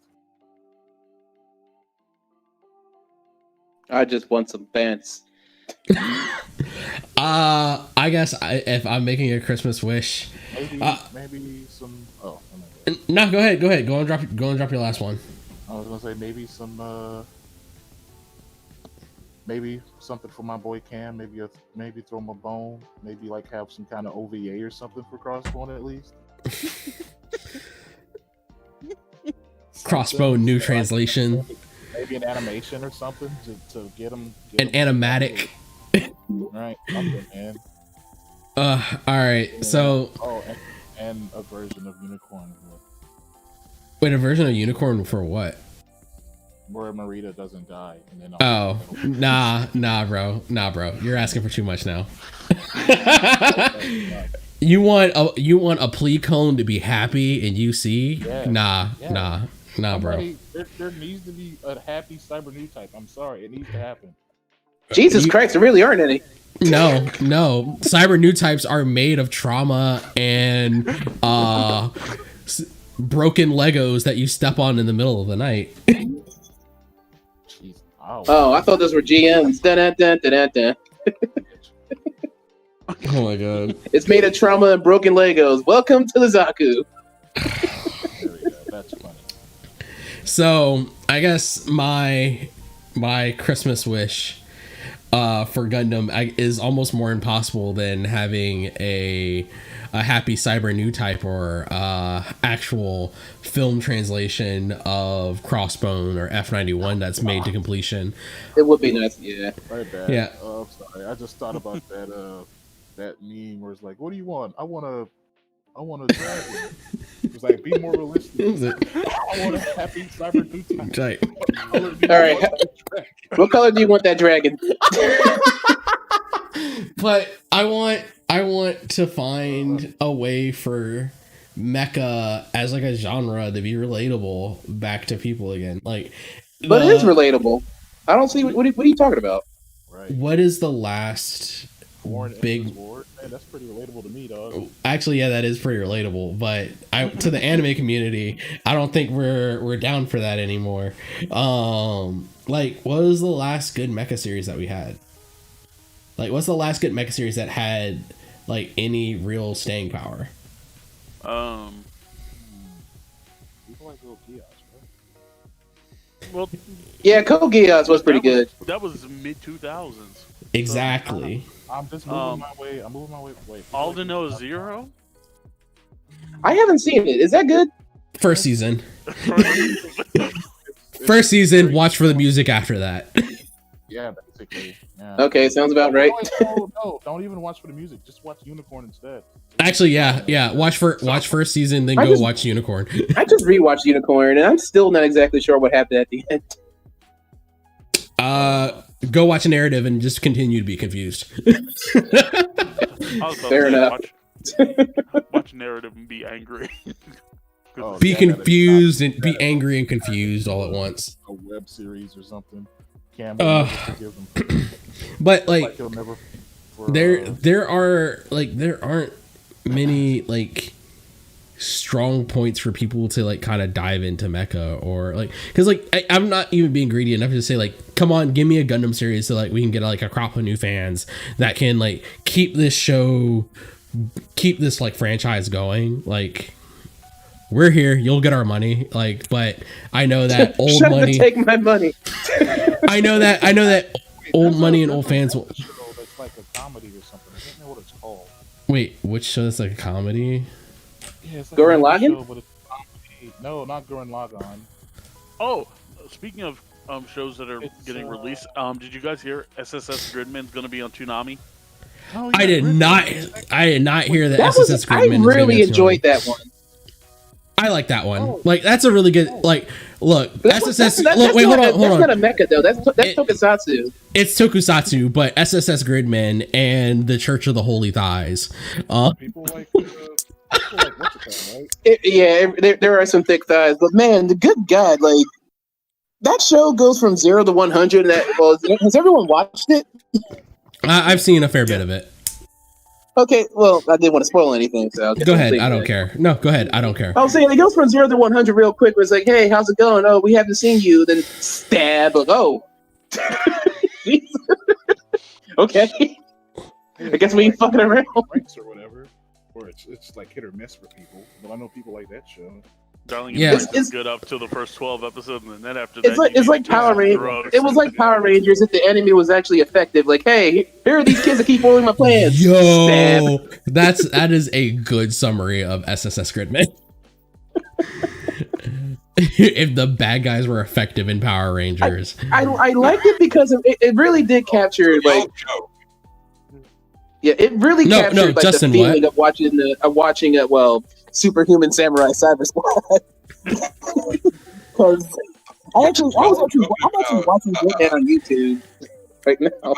Effective Power Rangers villains. Okay, y'all know I have a kid. He has discovered his generation of Power Rangers. He loves Power Rangers. And I'm like, wait, the bad guys aren't morons? They're actually smart? Bro, I mean, they're still losing, but they're not shooting themselves in the foot. Like, they're actually competent. Huh, I'm not used to this. What is this? Wait, which one? What is this now? Megaforce. Megaforce. I'm like, these are surprisingly competent for Power Rangers villains. Yo, wait, did you say Megaforce? Megaforce. Oh, Megaforce sucks. What are you talking about? What? No, the second half of Megaforce was rushed and terrible. We haven't got to the second half yet. We're still on the first half. Oh, okay. Watch the first. Get to the second half, and then let me know your opinion.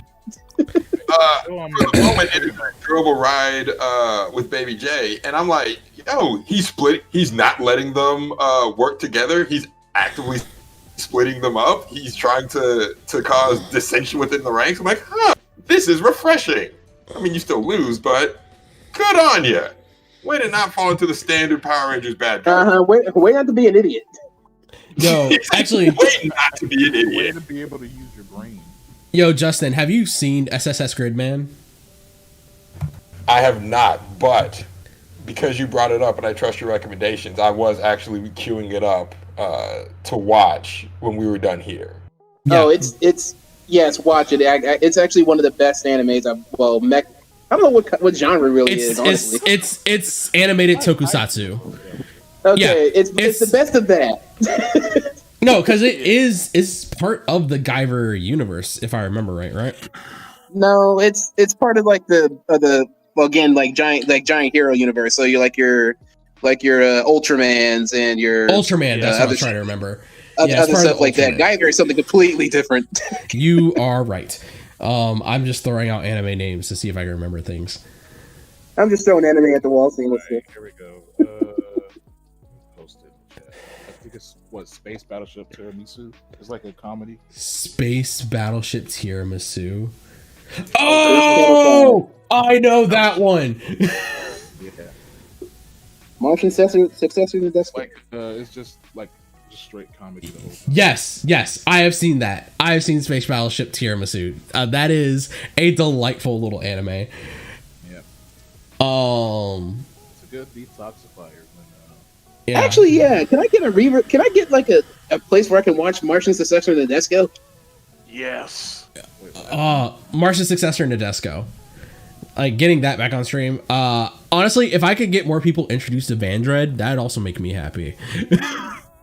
Oh, dude, I remember Vandred. That show was weird. It is men are from Mars, women are from Venus. The anime cranked to 11. And then we take our robots and smash them together. Yeah, absolutely, it's really good. Second season is one of those. Okay.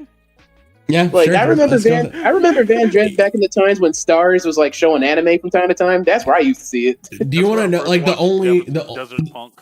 The only show that like took Desert Punk. That show was what was that show? The only show that like took the concept of Vandred, I feel like, to another level was what is it? The Genesis of Aquarian, I believe. Oh. Like yeah. Yeah. That super robot dating show. Wait, what? I'm thinking about the same one, right? Yeah, no, you are. Genesis of You Aquarian. post like a picture or something? Genesis of Aquarian. Let's see what I can get. Because it got a second season. It was Aquarian, and then it was Genesis of the Aquarian. Yeah, because oh, you whore. What did I do? No, not you. Something I'm watching. What in the Wild's Head just coming up on that one? The second one was Aquarian Evolve. Yeah, that's what I remember. Let's see. I didn't watch it because like it was on my thing of something to listen. But I just remember they were like it's 12,000 years after the original one. Yep. Nah, because like the original Aquarian is just a legend in Genesis in Evolve. Oh my god, I gotta. There was an Where anime I watched. is Discord? Where is Discord? Found Discord. So Justin, I have a quick question for you, actually. Justin, are you there? You going?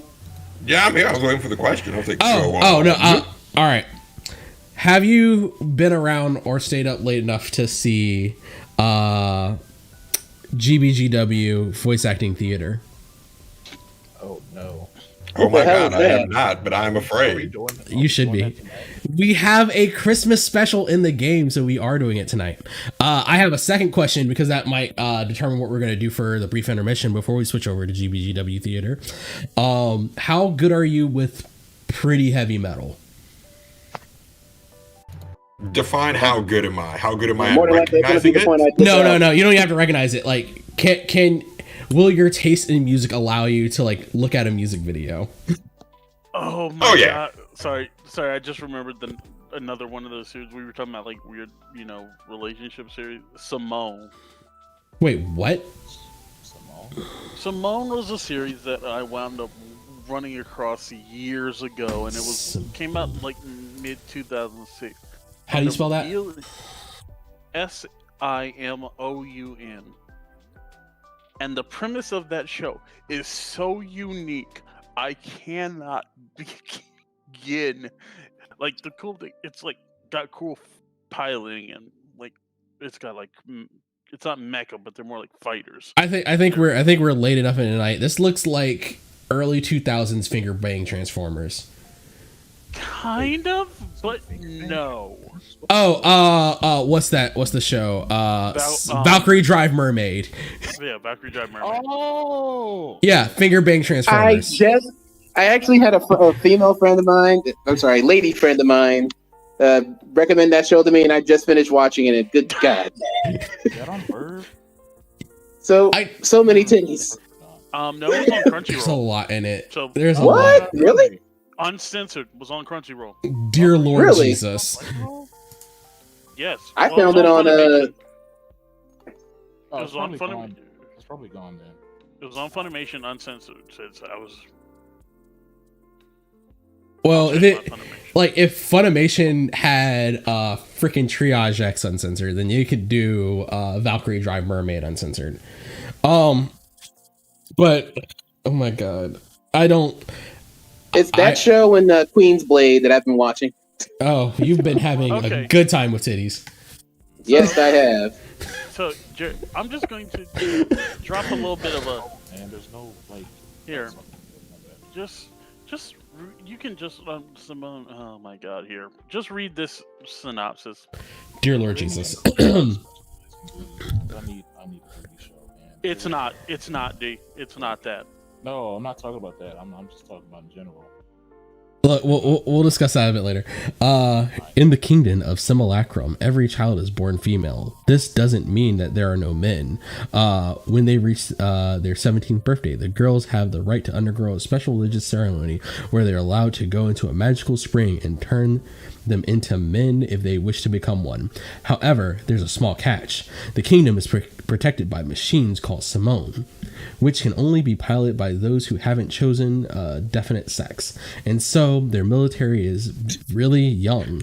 When war breaks out with a neighboring kingdom, however, they grant the current Simone pilots permission to avoid the springs as long as they want to keep protecting the kingdom. While it would be easy to dismiss Simone as just another series, God, what is this like review baiting at the end? It would be easy to dismiss Simone as just another series that looks for an excuse to have a mostly female cast and short skirts. The story tackles the loss of very interesting genre issues, as well as the idea of choice and how hard some choices may be. We also have more than one character that chooses to become male and get to see them change physically slowly during the story. It comes to a point in which the war plot becomes secondary because the series gives us a lot of world. Yeah, I'm at like the second paragraph is like, I know it sounds weird, but please watch me. Please believe me. Look, it's Please believe one me. of those series where I was like, at first I saw like 4 or 5 episodes and I was like, oh, this is something. Hold up, I gotta. Familiar. I was don't like, know hold up, I gotta finish this. Oh, because they showed it on. I'm pretty sure they showed it on Tech TV. Oh. I'm pretty sure it was on Anime Unleashed. Oh. Forgot about that. Well. Anybody remember like early 90s? Anybody remember early 90s sci-fi channel? Like you're watching Saturday Anime. Yeah. Yeah, of course. Dude, it's funny. I remember like, it's funny. I just remember like, what's it called? Tech TV like getting me into a lot of more like really cool anime because it got me into Silent Mobius. Yeah, it was the first time I got to see. Didn't they show Ergo Proxy at some point? Yes, they did show Ergo Proxy. Yeah, that's where I first started watching Ergo Proxy. Anybody remember Gun X Sword? Yes, I do. All right, I'll these throwbacks. I'll throw. Wait, hold on. All right, I'm gonna throw this up to a selection between you all. Would you rather see a wholly done Demon Slayer music video, or I want to throw every anime reference at you with a rap metal track? No. Yes. I can't see. I'm cheating because I've already seen the Demon Slayer one you're talking about. And Okay. It's amazing. Oh, that Demon Slayer. All right, I'm just gonna say, like, the whole reason I just want to do the Demon Slayer one is because they use what's old girl that's the Love Samurai. Oh my god, I can't remember her name. They use her saying "Sugo" as the break. Yeah, they use the Love Hashira saying "Sugoi" as the breakdown call out for the fucking song, and it gets fucking disgusting after it.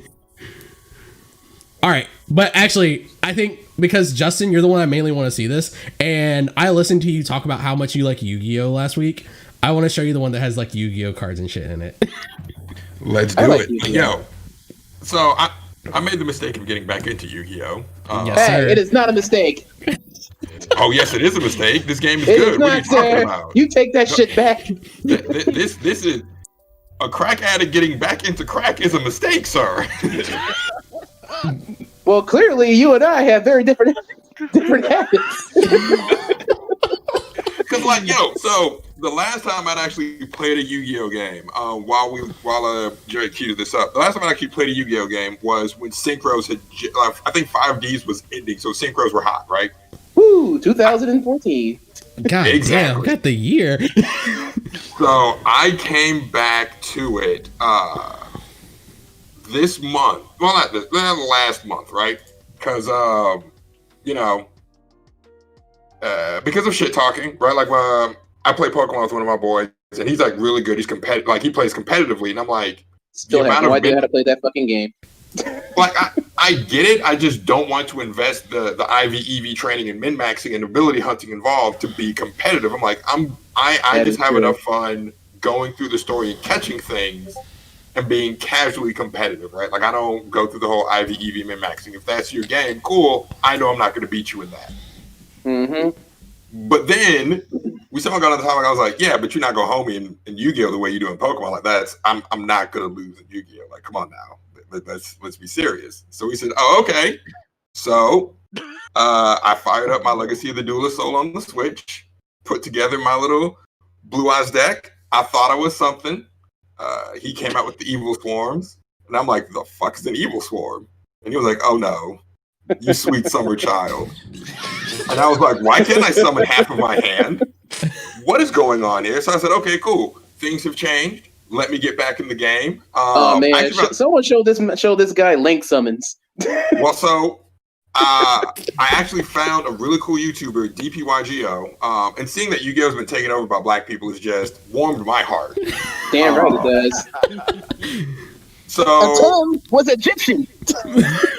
we was Kangs. We was Kangs. We as kings of this duel monsters.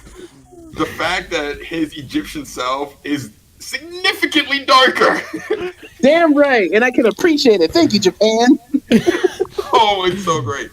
So I put together a rocket deck, and I was like, okay, cool. I got him with this one, and order has been restored. I've retaken my place. The status quo has been restored.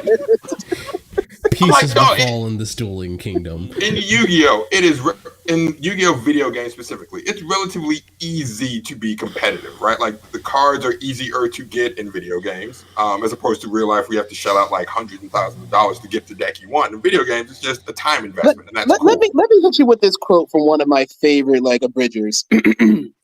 Yu-Gi-Oh is a broken, exploitable mess of a game, and I'm about to exploit the hell out of it. Yes. Yu-Gi-Oh is still a broken mess of a game, and he is not wrong.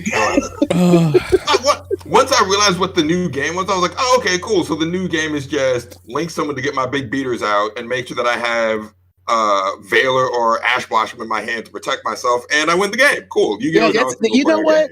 I've been looking at a lot of tournament builds and like, Jesus, there is no originality here. But like, I do like the fact that for a full year, the format required you to use link summons. Now like, you don't fucking need it. It's convenient. Like, well, depending on what your boss is, it's hella convenient. Like, right? Do they not ban decks or whatever? This man about to break them. So let me explain to you. So Yu-Gi-Oh solved the power creep problem different. So in Magic the Gathering, when they initially started going into tournament scenes for building decks and stuff like that, Magic eventually realized they had a power creep problem where like every generation cards had to get stronger to beat the last generation of cards and so on and so forth. The way Magic solved it is, okay, we bring in standard.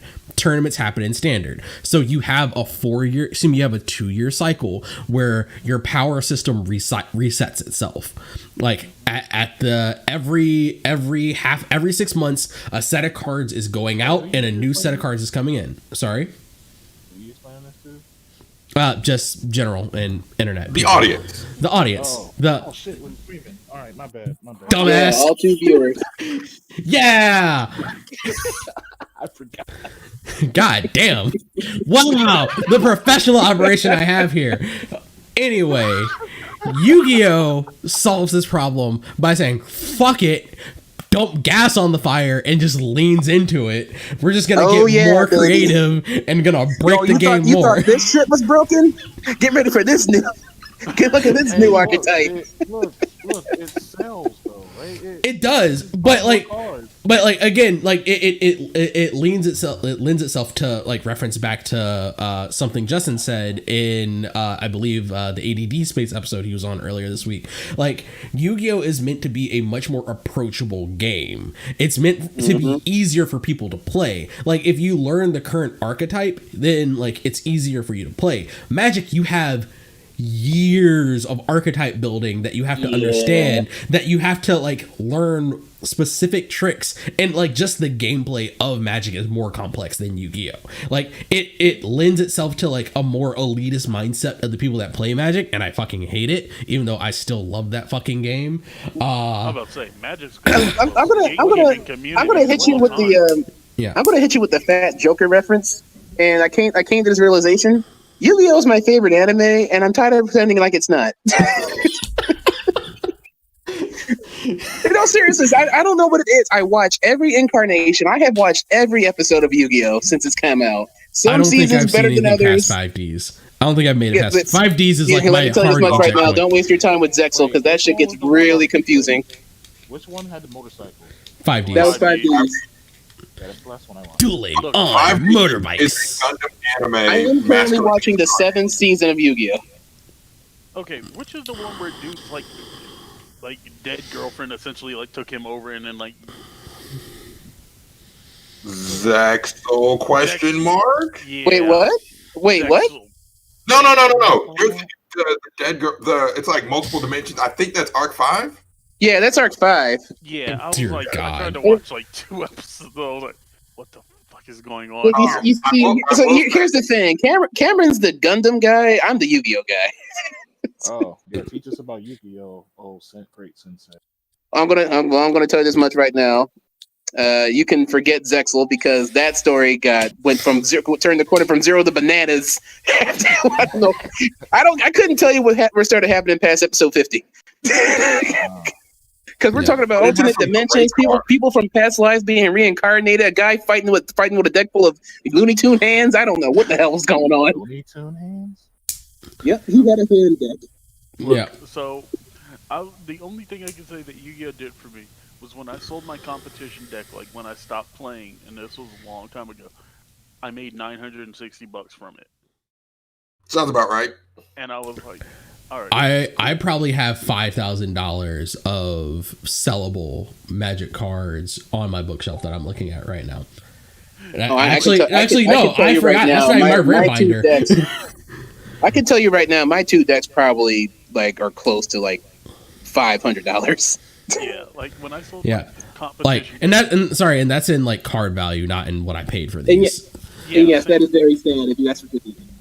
Yeah, like I was getting out of the game, and I was like, all right, I'm getting out, man. I'm getting out. I'm covering up these track marks forever.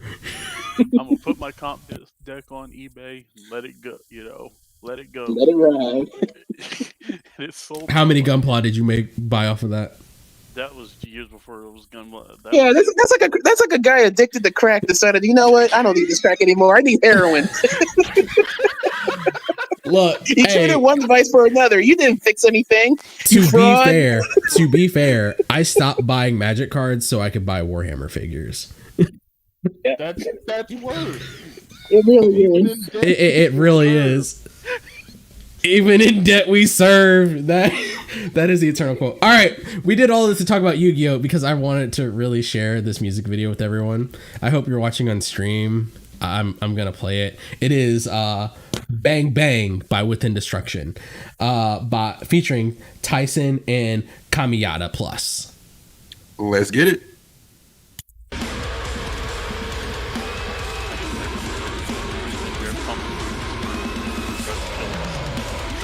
All right, I'm gonna have to turn it down because I cannot hear in my ears. Yeah, what are you saying? I said I had to turn down my headset because when you pump stuff through, you usually try and. Oh, sorry. I'm not playing it over audio because I know how this video starts, and it would murder you. It nearly murdered myself.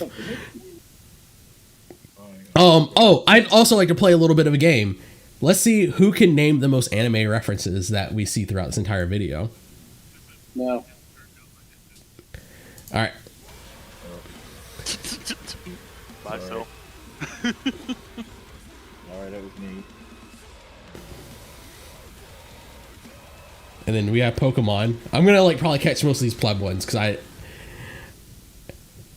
and I'm also gonna like, be ahead because I'm on. Let me just pull up on streams. Where are you?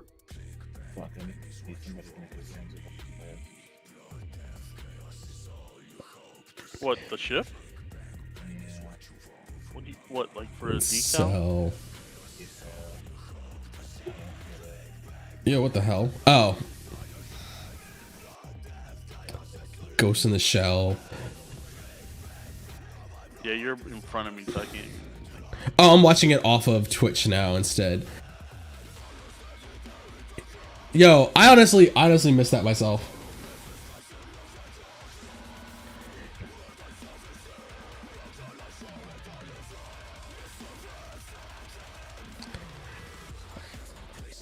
Okay, I like the little punch for the Akira.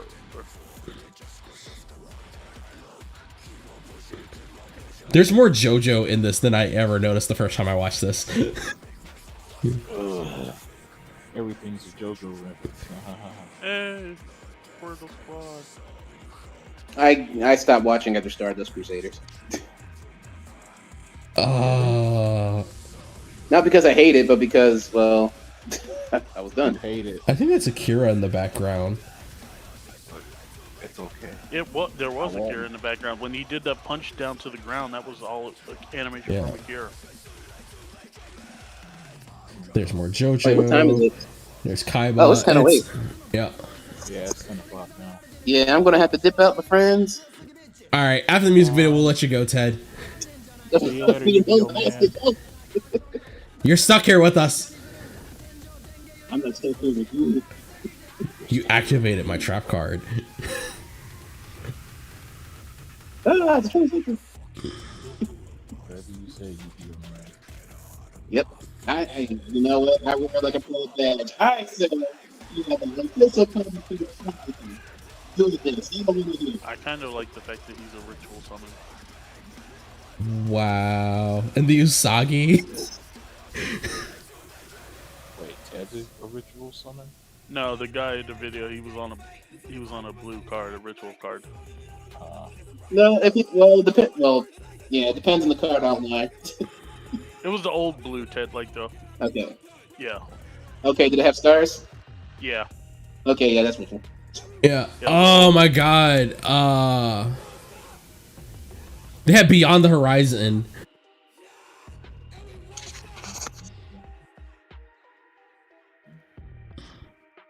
This music video is something. It is. I look, though, Within Destruction got my heart with the Demon Slayer music video, and then this one just like I don't know how to describe like what I feel about it. It just makes me feel things, and it made me happy. It just my favorite video to like send people just to like throw them off is the Mastodon video with the twerking. Just because I the reaction. No, not High Road. Shoot. Yeah, I can't think that was actually pretty good. Thank you. That was actually pretty good. Yeah, the video that I sent to Justin earlier was the No Way Out, and No Way Out is chef's kiss. But Ted, we're glad to have you back. Yep. I have opinions, and I'll give them out freely. We're happy you shared your opinions with us. And I don't know what your timeline looks like, Justin. I just want to do one thing before you go, just so you can enjoy this little taste of madness that I like to bring. Are you good for just a quick more thing? One more thing? Words? Yeah, I can give you. I'm good for one more segment. All right. As I brought up a bit ago, we like to do a little thing that we call Gundam Battle, Gunpla Warfare, voice acting theater. I have to make sure. Oh crap! I don't have my audio stuff. Oh wait, I have my cables. Yay! I'm prepared. I know how to do things here. Ha ha ha! Sound, voice volume turned up. Engage. Da da da. Where are you, mixer? Line in. Let's see. Sound effects. I apologize. Professional operation here. And that is not turning. Yeah, I got sound now. And now the stream has sound of the game. Ha ha ha. Oh no, do not return title screen. Oh. I'll just put on my holiday music instead. I said the song begins in my mind. The song is Silent Night. No, it's in my mind. In my mind. Yo, that was some begging ass Christmas. Like, we don't make Christmas songs like that anymore. The Temptations was begging. Yes, indeed. Begging. They put way too much soul into that Rudolph the Red-Nosed Reindeer cover. Dog, I've got everything for Christmas. I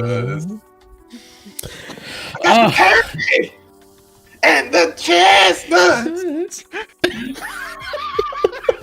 This is too much. Okay. Don't like that no more, man. They was begging. You know, whatever they did it. Whatever fuck up they did, yeah, you did it. You did that shit. So we have a new expansion that came out, version 2.2, that has extended the main storyline of the game out. You get to meet the girl that they didn't let you fight because they're too scared. They're cowards. But that's neither here nor there. We're here for a special Christmas event, for the Strongest Spear event. And I'm going to scroll down to the start because I actually have already gone through and beaten all this stuff. The game has a glitch. I can't do it properly, but beginning, advance, chapter 1.1. The Strongest Spear. I'll be right here. Yes! Come on! Mama needs a red ball. So good! There it is! A red one! Yeah! You hit the jackpot. Here's your special prize. The new goddamn, I'm gonna have to say it now. It's now gonna be Vayeate forever. The new Vayeate Gunpla. I did it! I did it! It's gotta be a present from Santa. Probably because I've always been such a good girl. I don't like you. And that's how oh god, I can't read again. And that's how to go on the actual day. Pretty hype, right? No, I'm need the special prize back though. But my Vayeate. I'll read it right in the future. No, you don't say it right. It sounds great like that. All right, actually no, not for Nishi. For Ono, I'll say it as Vayeate because Ono's such an idiot, he'd probably say it wrong. Nishi, everyone else will say Vayeate. Yeah, whatever, but you'll probably still get to hear it a lot. But isn't having a lottery for Christmas event kind of cliche? You have to admit, it's a little old-fashioned. God, don't knock the cliche, all right? My pops was a toy store out in the boonies where he does Christmas lotto every year. It's a tradition. Man, that takes me back. The shrimps, the stars, the shrimps with the stars in their eyes. Pops ringing that bell with a big old grin on his face. Imono desu. It sounds like a classic scene of a Christmas cheer. Soyane. Darn straight. And that's why cliches deserve some love too. Just like G Gundam. Is that the lame ringing of bell I hear? What are you taking donations for your failing store? Yeah. What are you here for, Maeda? Oh, you just scoop. You'll hit. Yeah.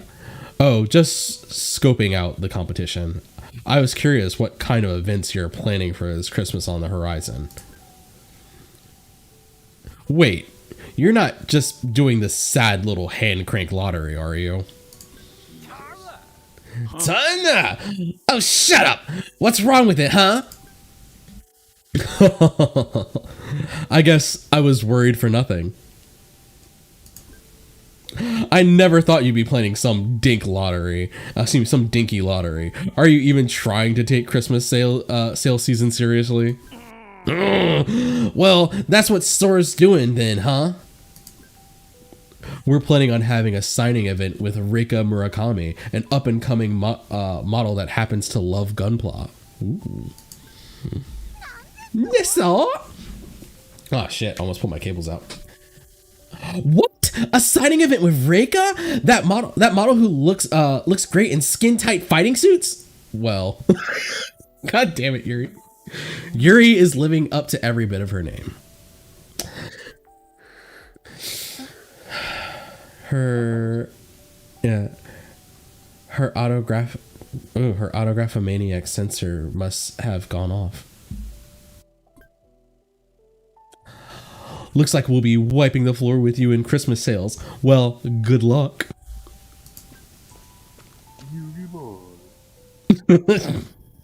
Oh, you knew what my inspiration was? Oh, it did glitch on me? How would I not? He finally fanned the flames, didn't he? That chump! Let's show him what we're made of. Just ignore him. A signing event with Reika. Should we be excited for the skin-tight suit model? Yes. Justin, you're the guest this week. What do you think? Or are you just so blown away by my voice acting? I feel like we should play along. We should play along, if only because she's so excited for it. Yeah. All right. Like I can't let her down, dog. We can't let her down. Hey, don't act like you want to go too. I'd appreciate that not knifing me in the back here. I'm sorry, oh no, skin tight models and all that.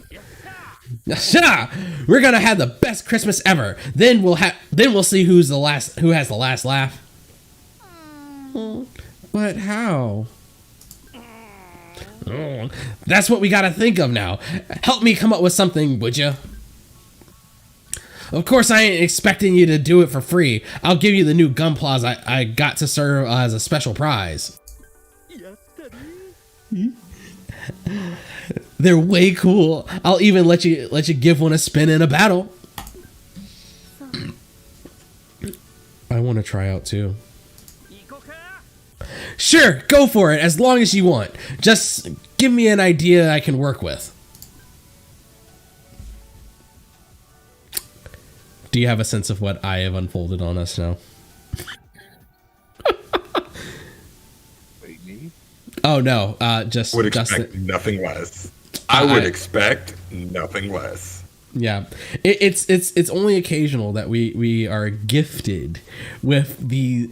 So there is a small visual novel, I guess dating game that they have built in here, between the main character and let's see, the two girls that are part of the Gunpla Club, as well as two others from two different high schools.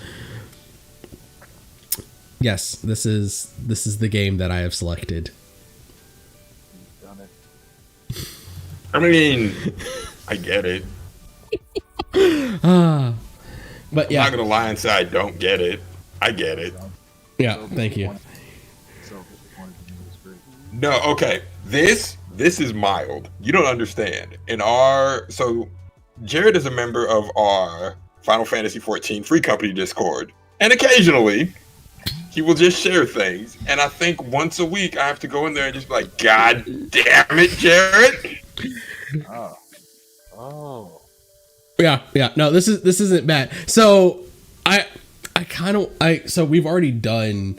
I've already done the story mission, so I can kind of just skip us through. Actually, there are only 3, so there's only 2. There's 2 more scenes, so we can go on and just power through this really quickly. Let's do it.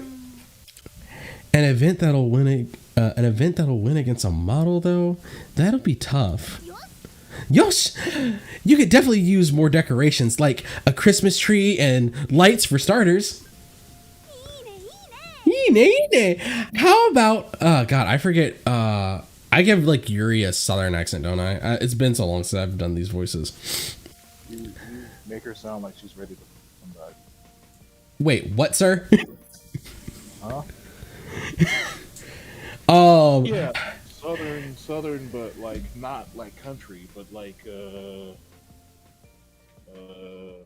I have to like go back and watch a video of how I do Yuri's voice. We'll just fly by it. I remember. How about making a mobile suit snow sculpture like pure white unicorn Gundam? Son, if they're calling it a model, perhaps we could call in a Rakugo. God, I forget how corny she is. Call in a Rakugo storyteller. I would love to hear Gundam Rakugo last shooting in person. Wait, what's wrong with Rakugo? Bro. Huh? I got no answers for you. I want a kotatsu in the shop, a warm table, a blanket, and some gunplas. Now that sounds cozy. Gotcha. Y'all give me some killer ideas. With your ideas and mine combined, we'll be. I'm going into the other kid's voice.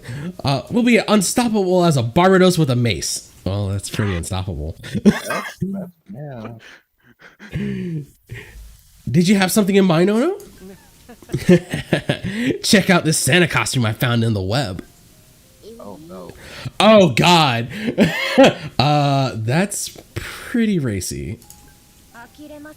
Shoulders, chest, even thighs. It leaves little to the imagination. All of the disgust. She's in high school, D. Huh? What happened? I don't know what you said. What happened? I don't even know what you said. You'd catch a cold in that. Yeah.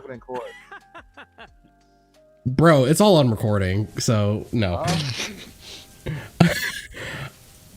I'm thinking oh dear Lord.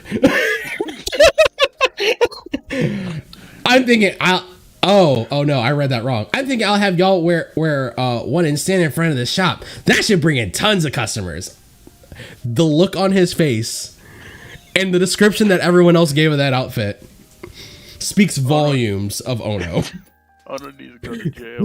Like, Ono going to, like, look, the only one here that's a graduate of high school is old girl with black hair. This will beat the bottle for sure.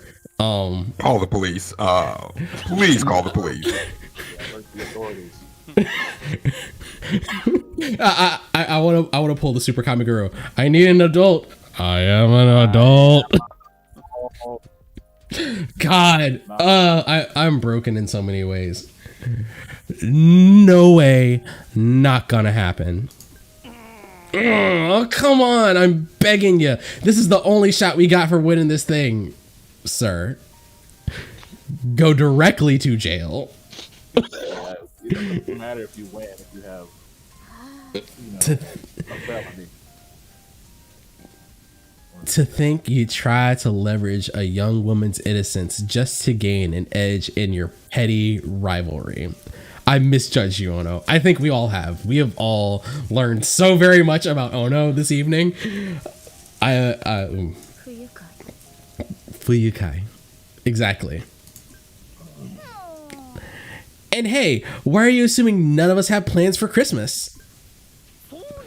What? You got some place to be or something? Not like any of you got boyfriends, yeah? Nigga, this is digging you worse and deeper into this hole. Somebody's about to just... Oh, you're the worst, Ono. You've got no class. Good luck doing this by yourself. And everyone leaves. Hey, wait, you guys. So time for the... Wait, can the main character get in the outfit? If only. If only. None of them have any. None of them have come by since then. Wonder if. None of them have come by since then. Wonder if they're still mad at me. Who wants to take bets? No, they're not mad at you at all. Nah, no, totally not mad at you. Hey, speak of the devil. D, you called it. Kushne, you came. I knew you were a solid dude. I had nothing better to do. I came to scold you. I came to see Nishi. I want to like pretend he doesn't exist at the same time as scolding him is the right answer here. Oh, pretend he doesn't exist. That's even better. Yeah, I came to see Nishi, not you. There you go. You already know what to do. You already know. That's nice to hear, but I think Ono's about to burst into tears. No, Ono deserves the burst into tears in jail. Now that you've come, I finally get this. I finally get it. This shop ain't nothing without all you guys. Oh, okay, that's nice. But then you just like harassed a solid 4/5 of the people that help keep the shop running. I've not seen. Still reading, and now I have 6,000 kilobits per second up again. It is literally like a light switch. I hate this thing sometimes. All right. I didn't spare any thought for how everybody actually felt. I'm really sorry. I'm sorry. I'm sorry I was a disgusting lech and tried to put high school students in racy outfits in front of my store. It wasn't Kurishine who you're trying to force into revealing Santa costumes. Yeah, thank you, Nishi. Yeah, I know. I wonder if the girls will ever come back. That depends on you, Ono. You're right. I'm through with worrying about whether I'll win or lose. You know, I'm gonna do the lottery after all, and the Christmas, everybody's a winner. Everybody? Isn't that going a bit far? Our shop's selling point is our spirit. We can't ever go forgetting the fact that that we started this place up to make folks happy. Yada yada. Man, nothing will make him change his mind now. I'll have to figure out a place to make cuts so we can cover these losses. Oh god. Nishi's like, this bitch is gonna lose me money. 1 hour later. Okay, everything's ready. Let's open up the shop. Ooh, a lottery. Everyone's a winner. I want to go have a spin. I wonder if they'll be all right. This store isn't exactly swimming in profits. You guys came. You came. We heard from Nishi that you were sorry, so we decided to forgive you. Thank you kindly, and sorry for being such a dingus. A dingus. Wow, wonderful. It's all right. We know you're the type to get carried away. And you came dressed in a Santa costume, Yuri. It's a shame you didn't let us know beforehand. You could have left the cost to me. Words. Costume me? What are you talking about right now? There's no way I was wearing that skimpy Santa costume, but I wanted to wear a Santa costume, so I bought my own. Justin, so this was posted in like the Gundam groups a while earlier, and this raises many questions.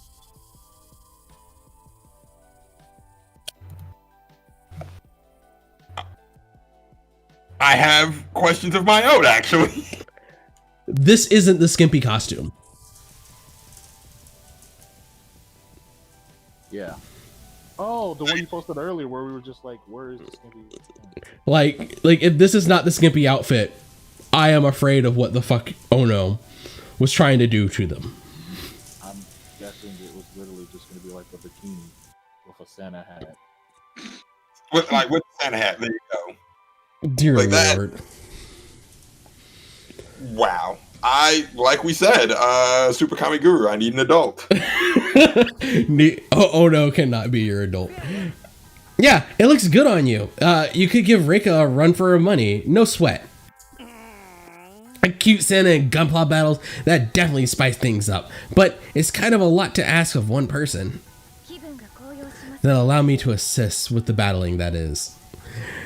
Alright, Rindo Kuzunoha has graduated. And she is a professional model, idol, and Gunpla battler, a nationally renowned one. So, like, you cannot afford me.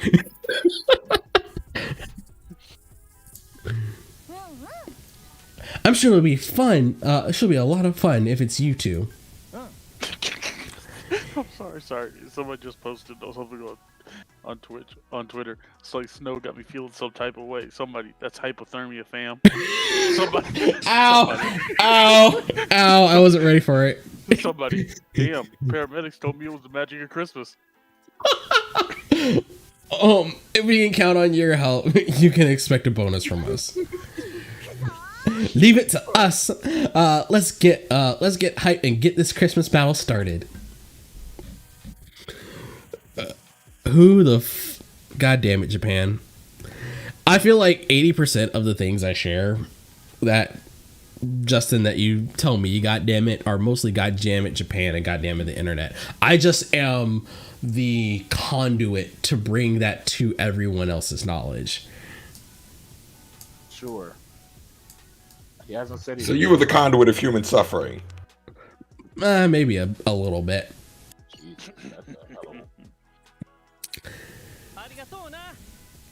Awesome job, everyone. That turnout was nuts. It's all thanks to Yuri being such a cute Santa. Yes, yeah. People were photographing me like I was some kind of celebrity. Rin even stepped on that. Rin even stepped on that one guy. What? What kind of He was getting cheeky with the low angle shots. An unforgivable offense. Well, that makes sense. But unfortunately, I think you gave him over. Oh God, I hate you. We'll come back. We were watching Fire Force, and I finally met Princess Hibana, and the lottery was popular as well. I would never have guessed it would be so exciting. Right, all said and done, it was all down to the fabulous prizes from our no loss lottery. And now our books are as red as Santa's suit. Forget about it. Okay, Joey. Christmas ain't about raking in cash. It's about showing folks how much you appreciate them and raking in cash if you're a business.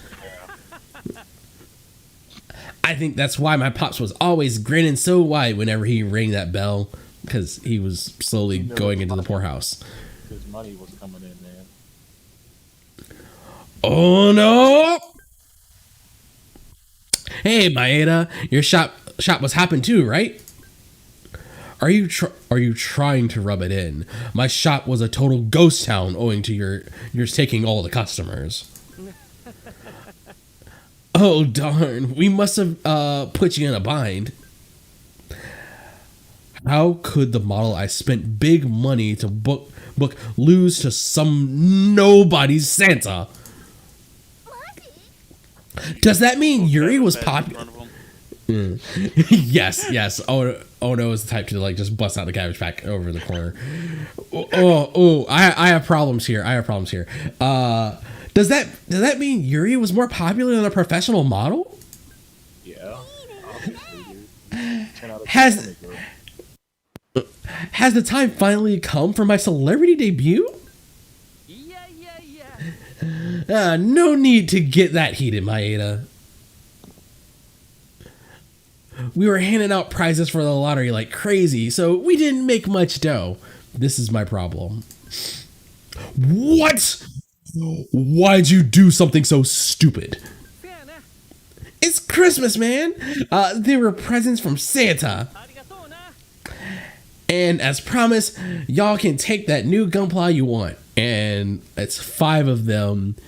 That Gunpla is probably about $25 a kit.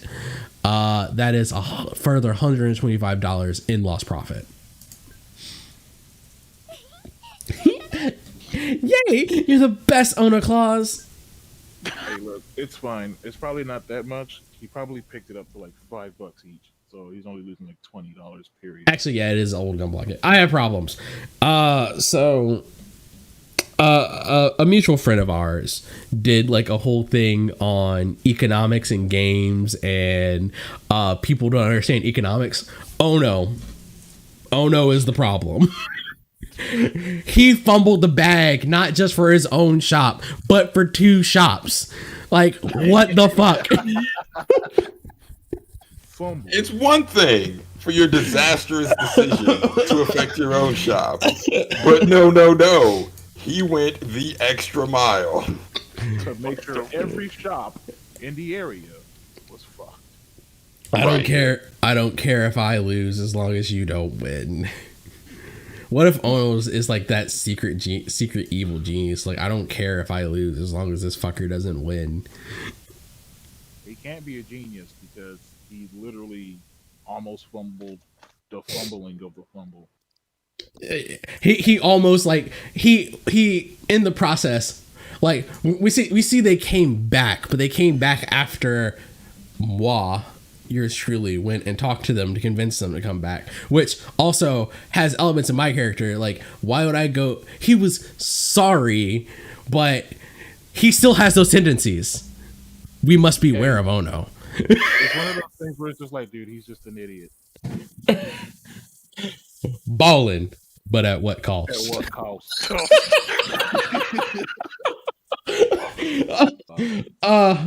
It is. I gotta find it. I need to. I'm not gonna pull the whole video, but I just need to see the ballin' at what cost image. Oh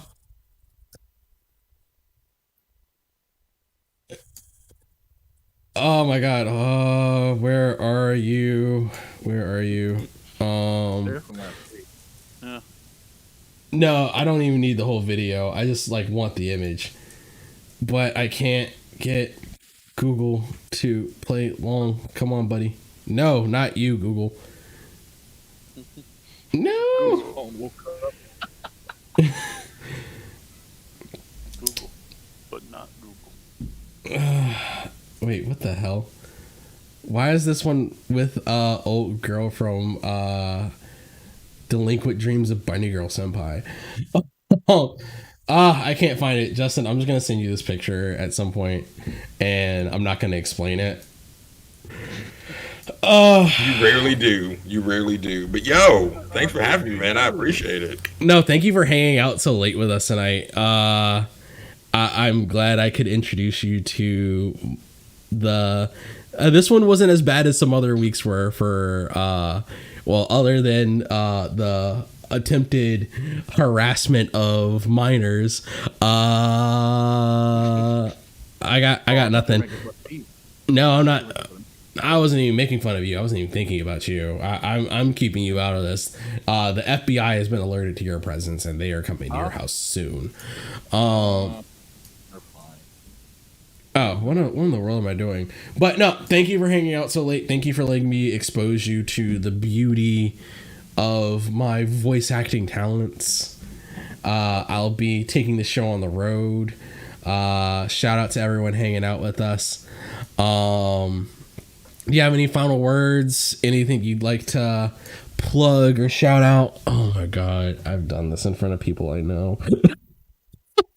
Yes, you have, and you know the key is, you know, once you've done it once, it's like ripping off a Band-Aid. Cool, we've done it. It's here. We all see it. We've all experienced it, and there's no need for shame in the future because it's already been done. You've already seen it. See, the worst part is I've done this on stream numerous times, so I'm just now ashamed of doing it at some of that. Like other than like the degenerates on this call, like you now. Hey, speak for yourself. D, you have no room to speak, but Justin. Exactly. I can speak for myself. You can speak for yours. But yeah, man, thanks for having me. As far as things to plug, after extensive conversation, not extensive conversations. You just called me last week. Eric, Bree, Ash, and I have decided we're bringing back 3/5 off of hiatus. Life has settled. Life has been adjusted to with new baby. So we are bringing the show back. It'll be back in January. And yeah, back and better than before. So we hope y'all, if you rocked with us before, we hope that you continue rocking with us after our hiatus, which gotta say, it was nice. I'm not gonna sit here and lie to you and say that, oh, I missed it. I mean, yeah, kind of missed it, but I really enjoyed not having to do extra work. It was great. But yeah, man, we're back. I will say, like, y'all have been missed. I've definitely missed 3/5, and I'm very excited to hear that y'all are coming back off of hiatus. If y'all have not listened to the wonderful, fantastic 3/5 podcast, what are you doing with your life? Why do you not have this amazing content in your ears? There's loads of great things, but 3/5 should be one of them that are in there. It is the whole 5/5 of entertainment. Wow, nice. That is high praise and a high endorsement coming from you. I appreciate it. It is nothing from me. Sorry, go ahead. I'm not being facetious. That was actually sincere. I was being sincere. That is, you may have been being slightly hyperbolic, but the sentiment is felt, and I appreciate it. So thank you. My sentiment is like 100% genuine, but like saying that is high praise coming from probably the bottom of the internet, it is nothing. See, you say the bottom of the internet, I say my neighbor, because Oh God, I don't need company down here. All right, it's been real, Justin. I'm gonna let you go. Right. We're probably gonna, if y'all want, we might hang out some more. But sorry, go ahead. I was about to say I'm running, but I appreciate it. Y'all take care, and until next time. All right. All right, man. Night, Justin. Good night. Good night. All right, it's just you two.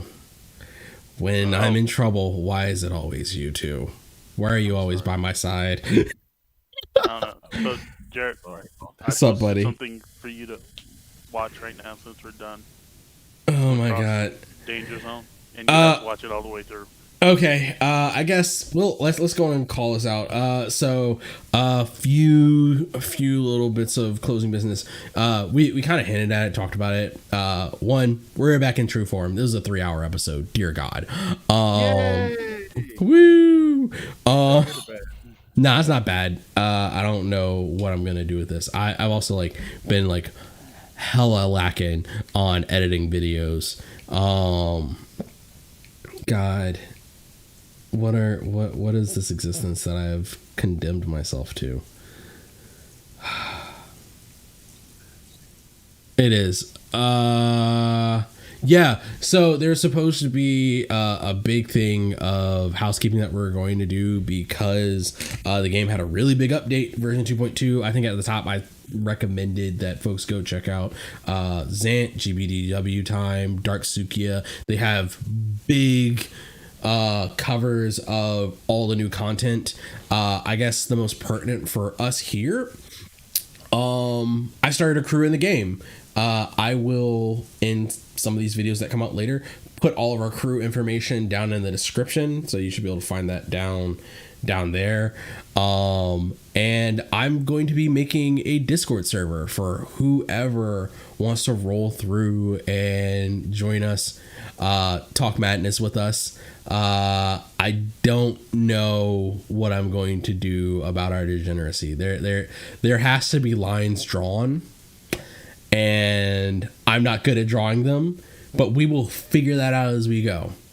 So come join the crew. I think it's let me go. I can just pull it up. I have a name for the crew. I think it's just Kurishine, actually. Come join the Black Death. Come join our inclusive crew of people that are actually just here to enjoy and shitpost about Gundam most of the time.